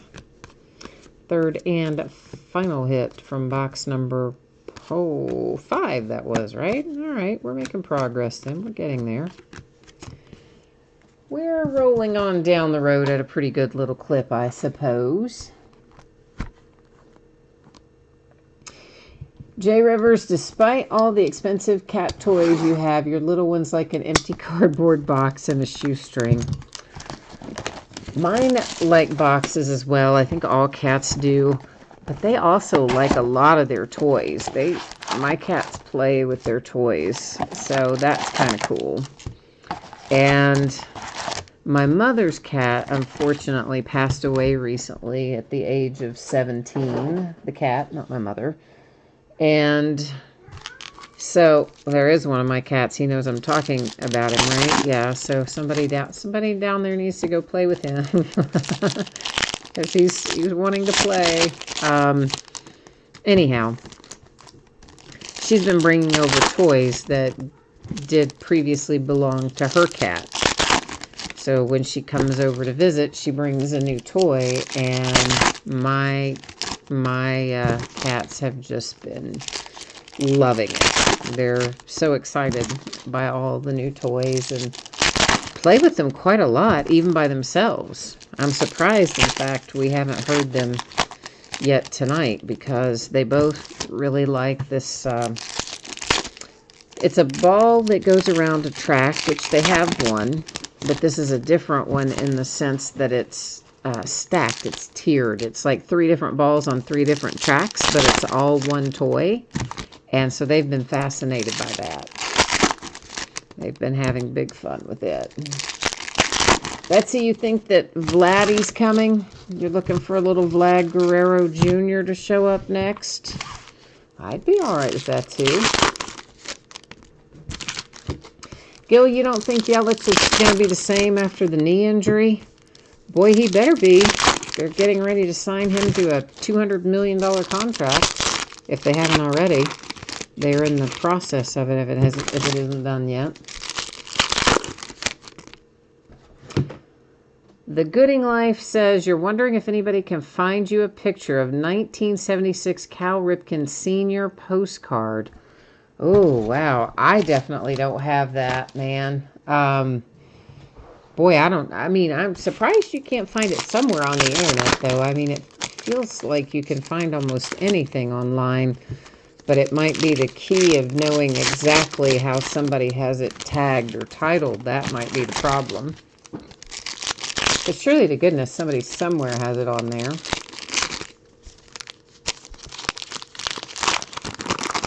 Yeah, Jay Rivers, I had some of those LED balls for the cats, too, that light up when they roll, but they lost them. So, I don't know where they are. They apparently batted them under some furniture or something, I don't know, under the refrigerator. Who knows where they are, but wherever they are, they're not a place that I see. So, I don't know what they've done with them.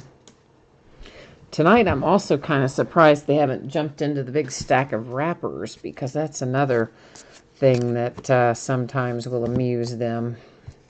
How about Mr. Pete Alonso coming out for the New York Mets? And somebody stuck to him, so let's just remove him and take away the extra card and try again. Pete Alonso relic for the Mets, our first hit out of box number 6. Yeah, there are times I used to break this up into 6 boxes at a time and do 3 breaks out of a case. And I know, I finally just sucked it up and said, I got to do them half at a time. It's crazy to try to do 6, 6, and 6. Ooh, a printing plate, a 1 of 1. Yay. Happiness. Let's see what it is. Who it is, rather. We know what it is. It is Albert Pujols for the Angels, 1 of 1. And I'm sure everybody knows this, but on the off chance someone isn't familiar with printing plates, please keep in mind those are actually used in the making of the card. So they pretty much always have surface scratches and wear on them, particularly on the back. Sometimes they have small bends on them. Sometimes they're pitted. Sometimes they have discoloration. Sometimes there's a sequence of names or numbers or letters or patterns imprinted on them as well. It's to 999 belly for the Dodgers. But that is all part of it. I mean, that's to be expected when you get a printing plate. So it's cool that they're one of ones. I love that. Some people don't like them because they're bothered by the fact that they're not perfect. But to me, that's part of their charm. A Brendan McKay parallel, a Brendan McKay kind of night. That is numbered to 50 for the Tampa Bay Rays. Seen a lot of McKay. So hopefully my prediction is right and he'll be really good and make somebody some money and they'll be super happy. Number 2, 368. There's Jose Barrios, Minnesota Twins. I don't even know what's coming out next week. I hope it's not a lot, though, honestly, because we still have a ton of stuff to break. Heritage, obviously all the stuff that's coming this week, all the stuff still sitting down there that I haven't gotten to, you know, we've broken it once or twice maybe, and then there's more. And I didn't even get Leaf Ultimate Draft Football listed yet to 304, Charlie Blackmon and the Rockies. So that came out today too, and I didn't even have time to deal with that one. So somewhere along the way in the next week or 10 days, we will have to find ourselves breaking some Leaf Ultimate Draft Football, which is hard to do pre-draft because you either have to do it as a player break, which I personally don't prefer, or you have to do it as like a first letter of the last name kind of thing. So I'm going to have to look at the checklist. If it's not huge, you know, maybe 40 or less players, I would be willing to do it as a player break. But if we're talking 50, 60 players, oh, I don't know if I want to do that. That's for the Minnesota Twins, numbered to 439. So then we would revert back to first letter of the last name kind of deal. Or I could just stash it and not open it until the draft. That's always a possibility. Numbered to 86. Gary Carter. For the Mets, I should say. That also. Because sometimes Gary Carter comes out for other teams too. But he's Met on that card. So you are asking if Inception is out next week. I don't know. I don't remember the Topps calendar, and I didn't see an update on it last week, so I'll have to check on that. Usually they announce on Fridays whatever the changes are to their calendars because they change the release dates quite often. It's not at all uncommon to have one release date when you order it, and then that release date to change 3, 4, 5 times before the product actually hits the market. It's to $9.99 Bo Bichette and the Blue Jays. So a lot of times I don't know until Friday for sure what's coming out the following week, because that's when they change the calendar always. To 349, Royce Lewis, Minnesota Twins. And Betsy, you have a question. You said, if you don't get payment pre-break, what happens? The team is offered up to whoever's watching live. The team is resold. So if payment doesn't come in prior to the start of the break, the order gets canceled on eBay, and the team offered up for sale to whomever is watching live. A lot of times we have somebody that, a few people that might come in even at the start of a break just to check and see, hey, is there anything available tonight? And then if there is, they pick it up, and if they're not, that's fine too. Or somebody else who's watching, who's maybe they've been outbid on a team, and then the team doesn't get paid for, so they come back and pick it up that way. Seattle Mariners, Justin Dunn, Signature Series hollow foil. Now, if I know way in advance, which doesn't happen too often, but occasionally I will, the only way I know to tell you is get a feeling about one, then I will think, ooh, this probably isn't going to get paid. So it's to 324, if I can get it in the sleeve, Acuna for the Braves. And if I get that feeling about one, I will sometimes reach out to the eBay underbidder prior to the break. Aquino to $9.99, the Reds, and let them know, hey, here's the situation. Like, I've got this 0 feedback bidder, and they haven't answered my messages. You know, I'm worried they're not going to pay for it. Do you want it if they don't, kind of thing. And if they say yes, then like a minute before the break starts, I'll just send them the second chance, and they pick it up that way. So occasionally we do it that way, but otherwise it would be offered up live. Bobby Bradley, Cleveland Indians, a Signature Series hollow foil autograph. So yeah, don't let that stuff ride. I used to, a few years ago especially, I would have a tendency more to let stuff ride. And these days I just don't do that because, frankly, it used to cost me every year, not hundreds, but thousands of dollars every year in people who bid and didn't and never paid.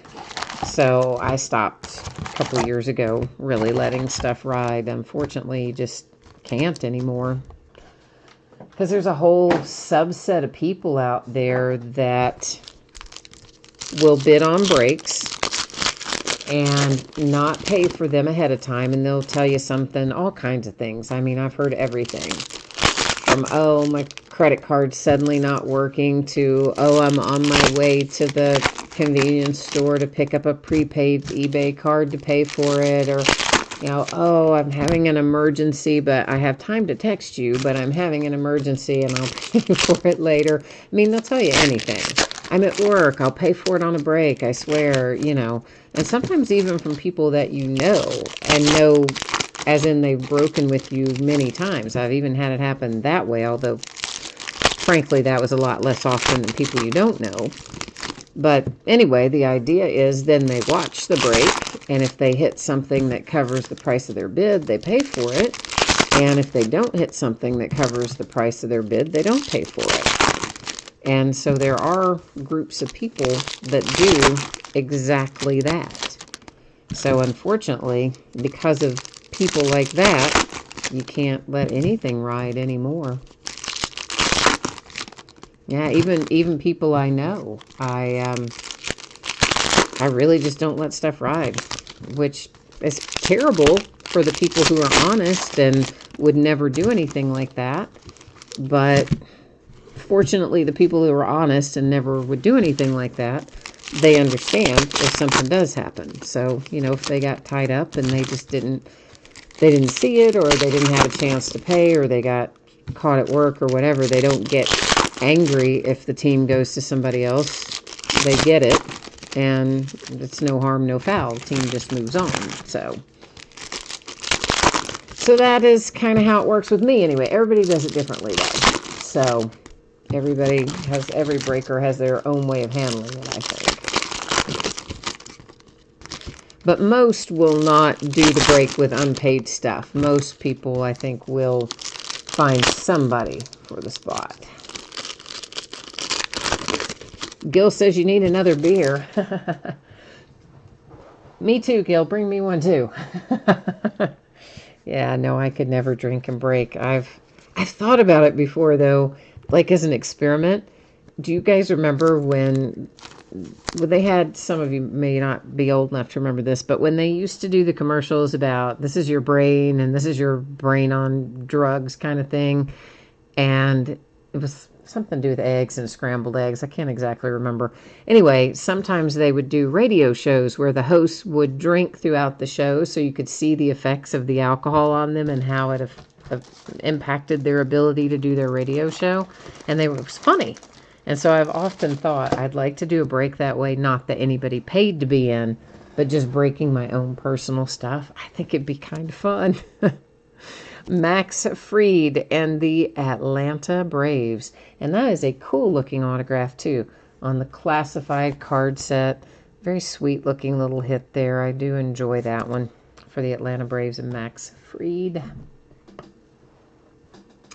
You think the whammy's going to be in this box, Betsy? All right, well, let's see. You've been pretty good with your predictions so far. We'll see how you come out here.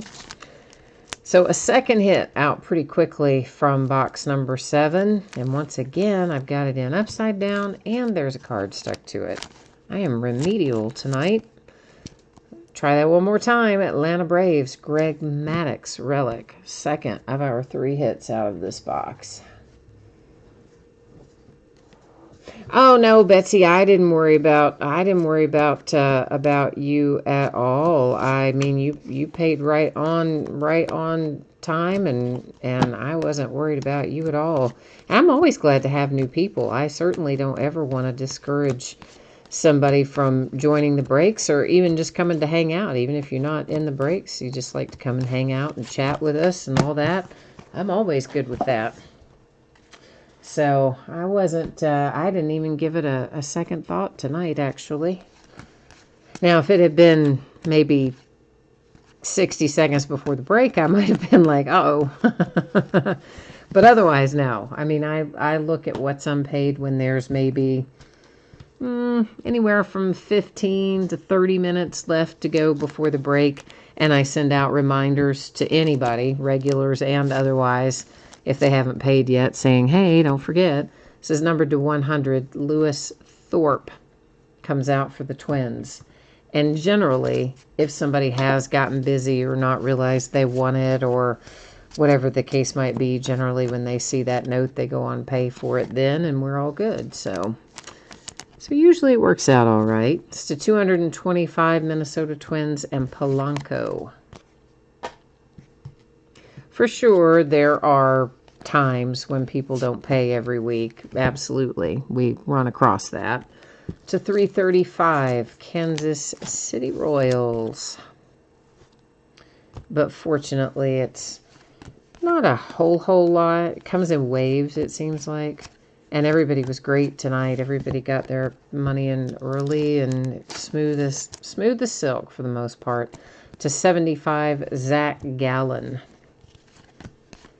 Considering we had 3 teams tonight, I sent maybe, 5 reminders with about 20 minutes to go. And just shortly after the reminders went out, boom, everybody was paid and we were rocking.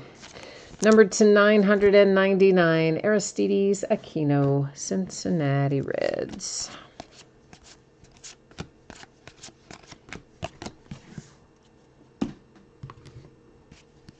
And always, it seems, on new release nights in particular, often we get new people joining us on any night that there's a lot of new releases. So I always look forward to it. I think it's fun. Numbered to 500, Barrios and the Minnesota Twins.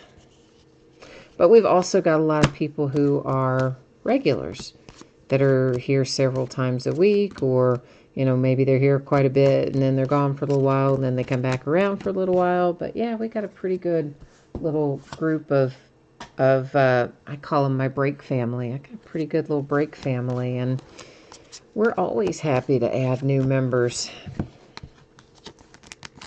So we're really racking up on our Team USAs up there. But won't take us long to give them out because they'll all go, well, if they go to the Team USA side, they'll all go out as a group. If random awards them to the veteran side, then obviously those all have associated teams. We don't have to sweat that. Another numbered Bo Bichette, this one to 249. Lots and lots and lots of Bo Bichette. Mucho grande Bo Bichette.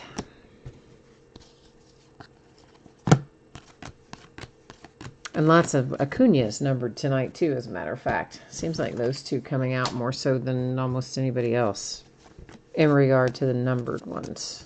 Lots of them.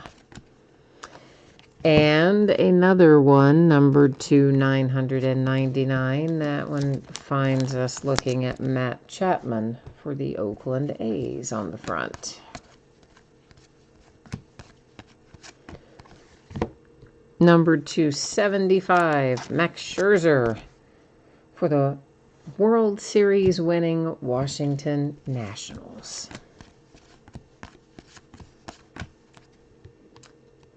We have a Sam Hilliard for the Colorado Rockies. a Signature Series hollow foil autograph for Colorado. Yeah, I like Fried too, Gil. I agree with you. I like Max Fried. There's a lot of young pitchers that look pretty good these days. Many of them we got some glances at last year, and we'll get more extended looks this year. To 349 Verlander, like McKay that I was talking about earlier, and several guys really that came up short term, and then we'll see how they shake out on a little more long-term basis this year. Numbered to 500 Bregman, Astros.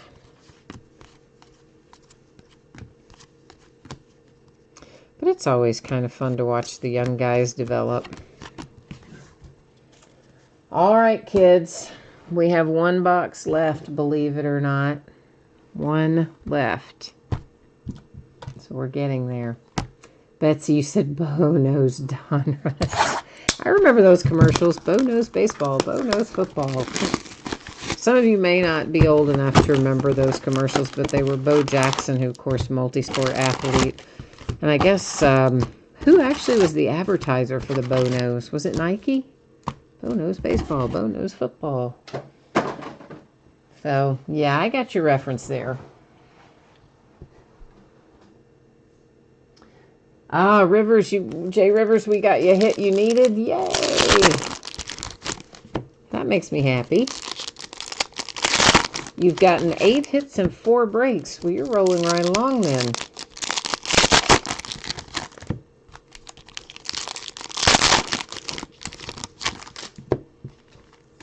Now, see, Jay Rivers, I could not tell you much about spin rate. You're talking about Max Scherzer and his vertical drop in spin rate.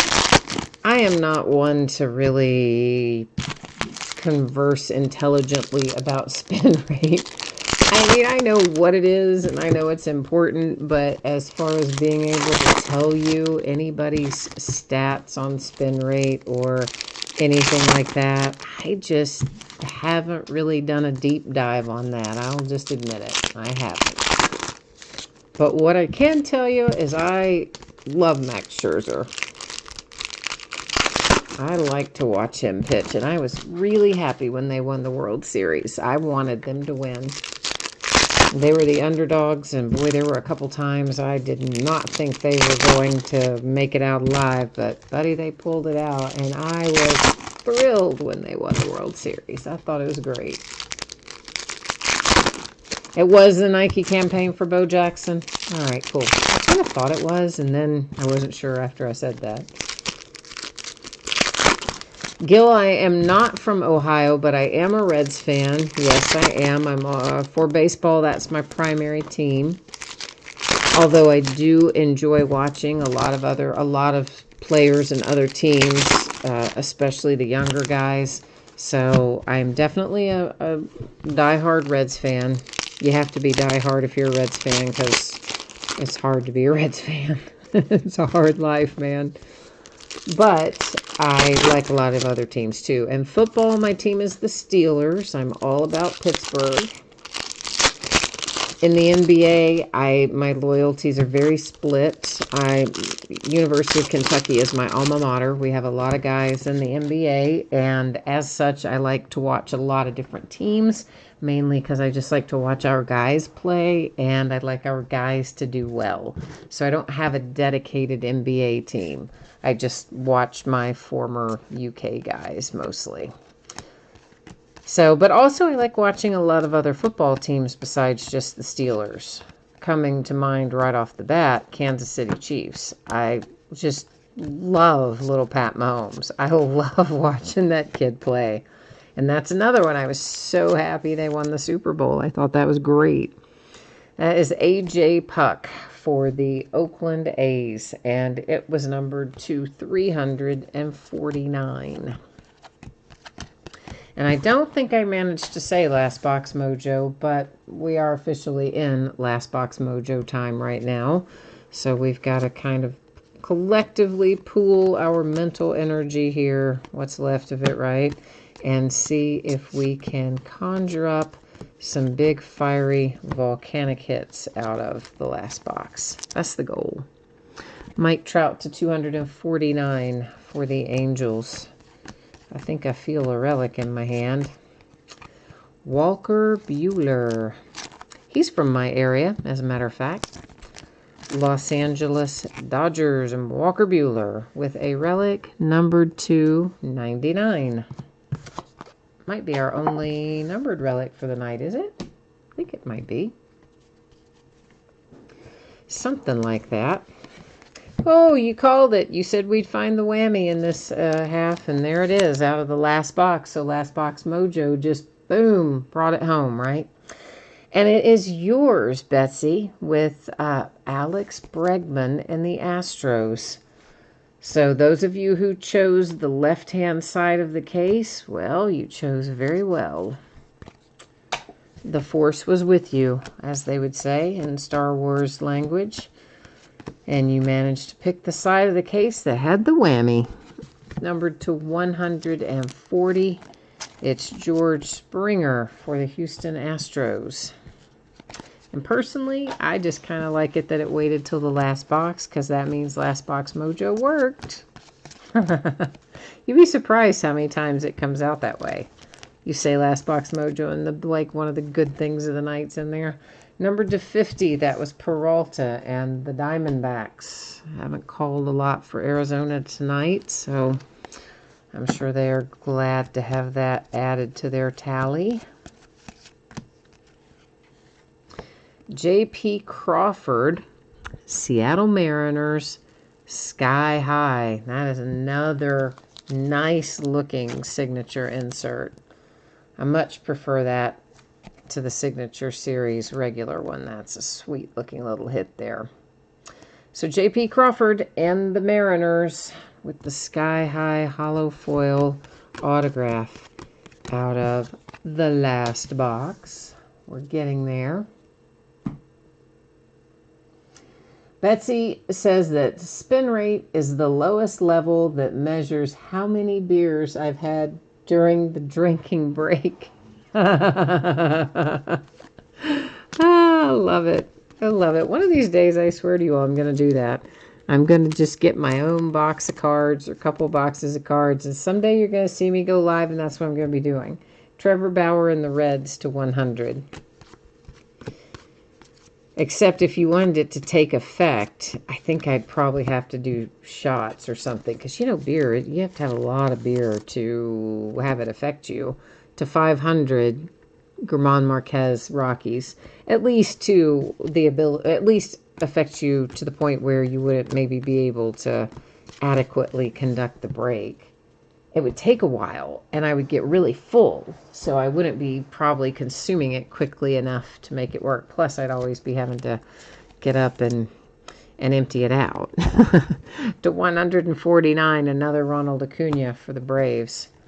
So, yeah, if I do it, I'm thinking it's got to be shots, right? That's how I think it would have to be.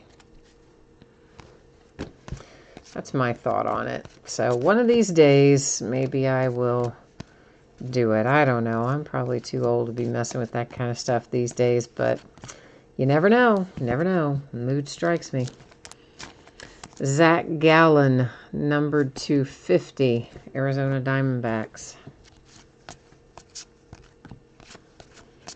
It is entirely possible.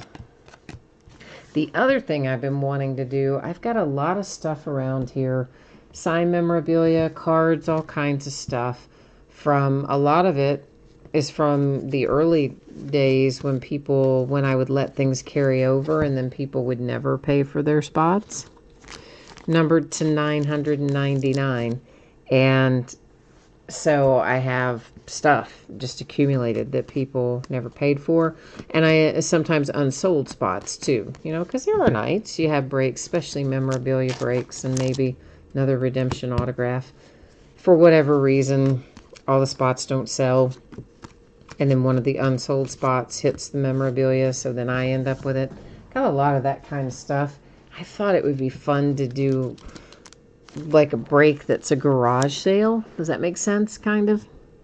Numbered to 254, Jose Altuve, Astros, where I would just be able to show, like, here, I have this, and does anybody want it, and that kind of thing. So I've thought about a lot of different stuff like that, but I really don't have time to do it.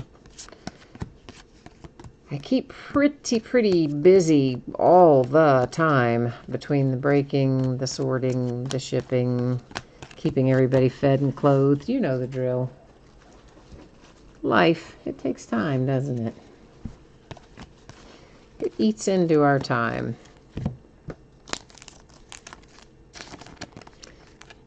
All right, on the back here is Marcus Stroman. Of course, we don't know if it's going to go to that side or if it's going to go to the USA Baseball side, so we'll be finding that out momentarily. Numbered to 499, Eugenio Suarez, my Cincinnati Reds.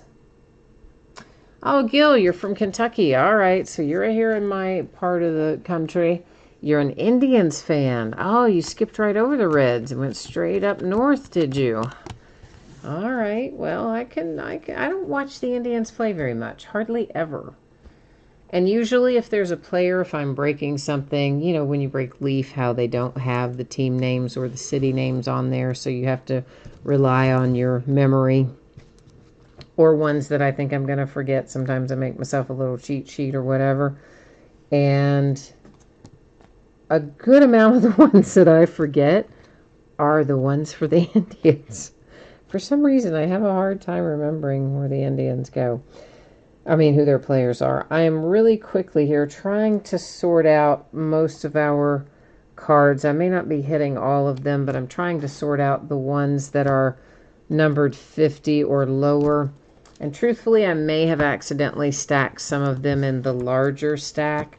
So if you saw it go through earlier and you know it's numbered to 50 or lower and you don't see it go through here, don't worry about that. It doesn't mean that you're not going to get it or anything like that. It just really would mean that I stacked it in the wrong place. But we have some housekeeping to do before we recap anyway. So got a couple of redemptions we're getting ready to flip over. We'll find out who's on the other side of those and then go find out what, if anything, they're numbered to. We've got this guy here that we have got to give away using random.org. And then we've got all of these that are USA Baseball on one side, current active veteran players on the opposite side. So we have to find a home for those too.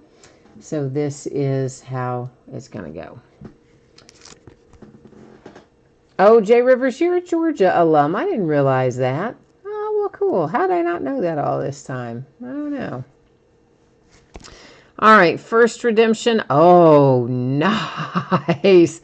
That's Aaron Judge, man. Betsy, did you have the Yankees tonight too? I think you did. Classified signatures blue. So Betsy is officially winning the break. She's already hit a ton of stuff, and now I think this goes to you too with the Aaron Judge. I believe so. All right, the next one is... Oh, man. I can't pronounce his name. One everybody wants. He's a prospect. Tsugo, I think. But I think that's wrong. Really, I don't think that's how you pronounce it. But anyway, that's how we're going to pronounce it. So, yeah, that's how I pronounced it. Now, I got to get us over here to the Panini website. So sit tight there for a little hot second. And let me get myself set up, and then I'll move us over there in that general direction. Just one little second. Uh-oh, wait a minute. Is that what that is? Oh, I think it is. All right, so they are not, I don't think, going to tell me on the Panini website the team. I don't think that they generally do when we're talking about the redemptions for their baseball products, because they technically don't have a baseball license. That's why they don't, see the team names and team logos. It'll just say Houston or Seattle or whatever. So I don't think it's actually going to tell us the team names on here, but it should at least tell us what it's numbered to, if anything. So we're going to look up the Aaron Judge first. I better make sure I brought you over. Did I? I did. Okay, good. Classified Signatures blue, and he is card number 1. So that's going to be a cool looking card too with the classified signatures. If I can find it. Why is it not there under C? Where is it? It should be like right there. But yet it's not. Where the heck is it? Am I in the wrong? I'm in the wrong year. I'm in 2019. I'm going, why is there no classified signature? Oh, see, I have been doing this too long. And now it's not going to come up? Come on, man. There we go. Good grief. Okay, sorry. That was my fault. I was in totally wrong year. Classified signature blue. Card number 1, Mr. Aaron Judge. He will be numbered 299. All right, so that's not too shabby. Now let's go over here and find out where what Yoshi is numbered to, if anything. He's a Tampa Bay Ray, I do believe. Signature Series is our card set, and we're going to try to find out what he's numbered to. Signature Series. Just regular, right? Oh, yeah. He's card number 51. 51. Oh, he's unnumbered. Okay, so that was just going to be an open edition. He doesn't belong to... Well, he doesn't have any numbering on it.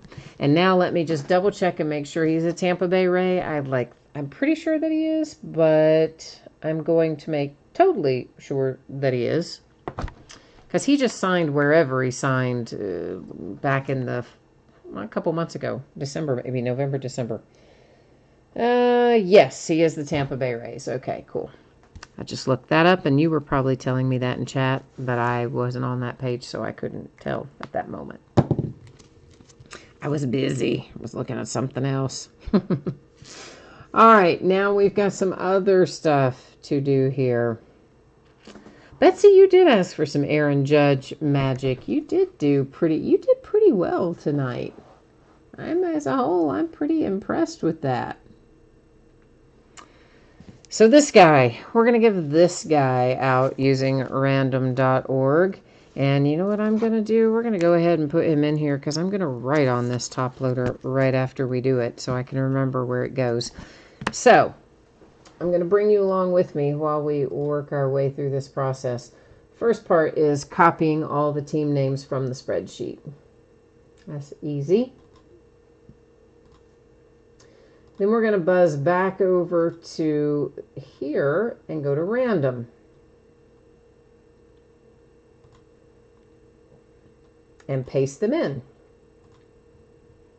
Now, I do random the same way every time. I'm going to give you a quick little rundown. When we have 9 or fewer items in our list that is to be randomized, I do random 3 different times. The first 2 don't count. Only the third and final random makes the decision. When we have 10 or more, as we obviously do here with our 30 teams, I do random 1 single time. And wherever it lands, it lands. Whoever's in the number 1 spot after we randomize is going to get this little Domingo card. Now I will scroll through here so you can see that I did in fact copy and paste all the teams in there correctly. Your team is in there. We're going to randomize, and good luck.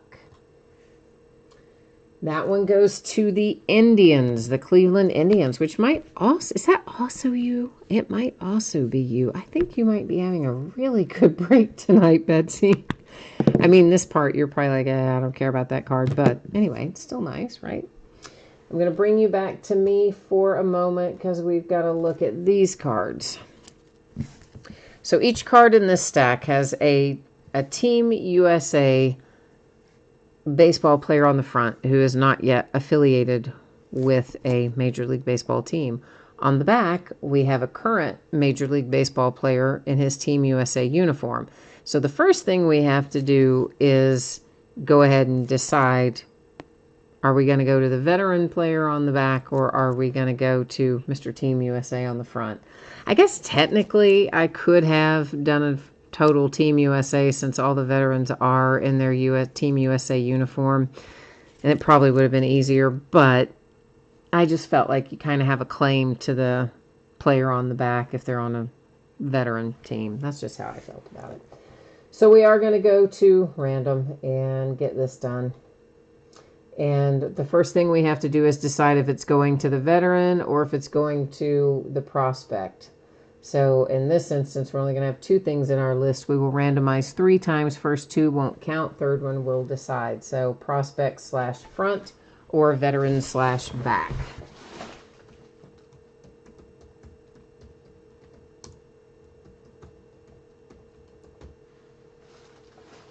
I don't know. Maybe in other breaks we'll switch it up and put it as USA Baseball. Maybe we won't. I don't know. All right, so ignore the first one and ignore the second one. Here comes our third and final. It comes up to the prospect or the front of the card. You'll see there are 3 times in our date and time stamp and all that. So since it comes up to the prospect side of the card, that means that whole little group of cards is now going to be randomed off to one team because the prospects aren't otherwise assigned teams. So we're going to randomize this list once. Whatever team comes up in the number 1 spot gets that whole group of USA Baseball cards. So here we go. It is going to the Cincinnati Reds. All right, so that is this little group of cards right here. Will go, has gone, whatever you want to say, to the Cincinnati Reds. So that part's done. This, of course, we just gave out to the Indians by way of random.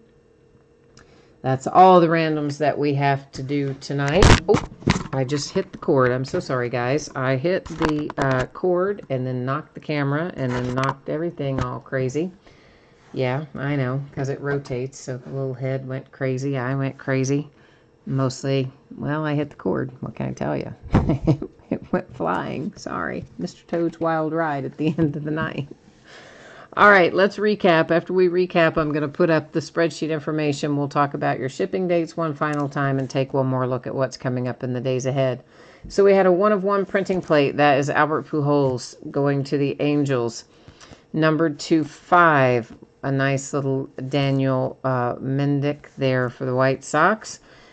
A whammy ultra rare insert is how they are referred to by Panini. Alex Bregman, Astros. The Mets and Thor, this one numbered to 32. Numbered to 25, Brian Abreu, Astros. Bo Bichette, also numbered to 25 for the Blue Jays. Numbered to 50, Brandon McKay and the Rays. To 50, Zach Gallen and the Diamondbacks. And Peralta to 50 for the D-backs. And there are, of course, loads of other numbered cards that are higher numbers. And if I accidentally stacked a lower number one in with the higher ones, don't worry. You're still going to get it. If we pulled it and it belongs to you, you're going to receive it. It just might not have gotten recapped if I accidentally stacked it in the wrong spot. Our relic recap. It's a Walker Buehler to 99 for the Dodgers. Greg Maddux coming out next there for the Atlanta Braves. Mr. Pete Alonso for the Mets. Mark McGwire as a Cardinal on that card. King Felix, numbered to 25. Felix Hernandez for the Mariners. Ozzie Albies relic for the Braves. All right, next up, the autograph hits. The Tampa Bay Rays with the guy whose name I butchered a moment ago. I'm just going to call him Yoshi. All right, so Yoshi with an open edition, unnumbered signature series autograph. An Aaron Judge for the Yankees. That is a classified signature blue parallel, which will be numbered to 99 according to the Panini website. Sky High, Seattle Mariners, J.P. Crawford autograph. Sam Hilliard for the Rockies. This is what your Aaron Judge will look like. That's why I said it's like my favorite card set out of here for autographs. So the Aaron Judge is going to be so cool. That's Max Fried for the Atlanta Braves. Bobby Bradley, Cleveland Indians. Justin Dunn, Mariners. Bobby Dalbec for the Red Sox. Patrick Sandoval, Angels. Nick Solak for the Rangers. Bo Bichette, Blue Jays. Taylor Clark, Arizona Diamondbacks. Tres Barea, Washington Nationals. And this, you know what? I just have this in the wrong stack. Corey Seager relic for the Dodgers. I accidentally had stacked in with the autographs, but that's okay. We would have had to recap it anyway. Brendan McKay, Tampa Bay Rays. Aaron Savale for the Indians. Another relic I stacked in the wrong spot is Nolan Arenado for the Colorado Rockies. And we got it started tonight here in Donruss with the AJ Puck /99 for the Oakland A's. All right. Whew, man, what a night. We have been going at this for a long time. Almost 3 hours. We're getting in barely under 3 hours, though. So I thought it might take a full 3 hours. So, hey, we're saving like 15 minutes. I'm feeling good. I'm feeling happy. All right. So that is the break for tonight and the recap. But we are going to put up the spreadsheet info one more time. So if you missed your shipping date and all that jazz or any of that, it's coming up right now. Don't leave if you need to know it. So, expecting this to be out the door and on the way by Monday. Now, some of it I may be able to get out sooner, and honestly, if some of it takes longer than I think to sort and ship, it could slide later than Monday into Tuesday, but I really hope not. I'm taking off tomorrow night for that reason, so I can do extra sorting, and ditto, just stepping off on Sunday night, not breaking there either for the same purpose. So hopefully Monday, it's all going to be out the door, maybe sooner, shouldn't be later. If you got skunked in encased football, the only one that could have happened with tonight, you will still get a package in the mail with consolation card or cards in it. Always done that way if it is a paid shipping break. And of course, in the other breaks tonight, everybody will have pulled cards and we won't have to worry about consolation cards there. Our breaks that are coming up in the days ahead. So tomorrow night is an off night. I got to recover, friends. And more importantly, I've got a ton of sorting to do because there's another break still ahead of this one or two that have to go out. And then Friday night, we're going to get back into some Heritage Baseball. We'll do a half case break. It will be the start of a brand new case. On Saturday night, a pair of Leaf autographed multi-sport jerseys, spot sold by the first letter of the last name and all listed in the football category. A 2020 Leaf autograph baseball bat, and the back half of this case of Donruss baseball, all on tap for Saturday night. Sunday night will be an off night. Monday night we'll come back and finish up the Heritage that we start on Friday. So that's what it looks like in the days ahead, and I guess, yeah, that's it for me tonight. Whew, I tell you, it was a long one. I thank you guys for hanging in there with me, because it was definitely a long one. All right, well, I am done for tonight. I'm off tomorrow night. I will be back at it Friday night. If I do not see you then, I hope you will come back and see me sometime soon. In the meantime, enjoy the rest of your week, and we'll see you Friday. Bye now.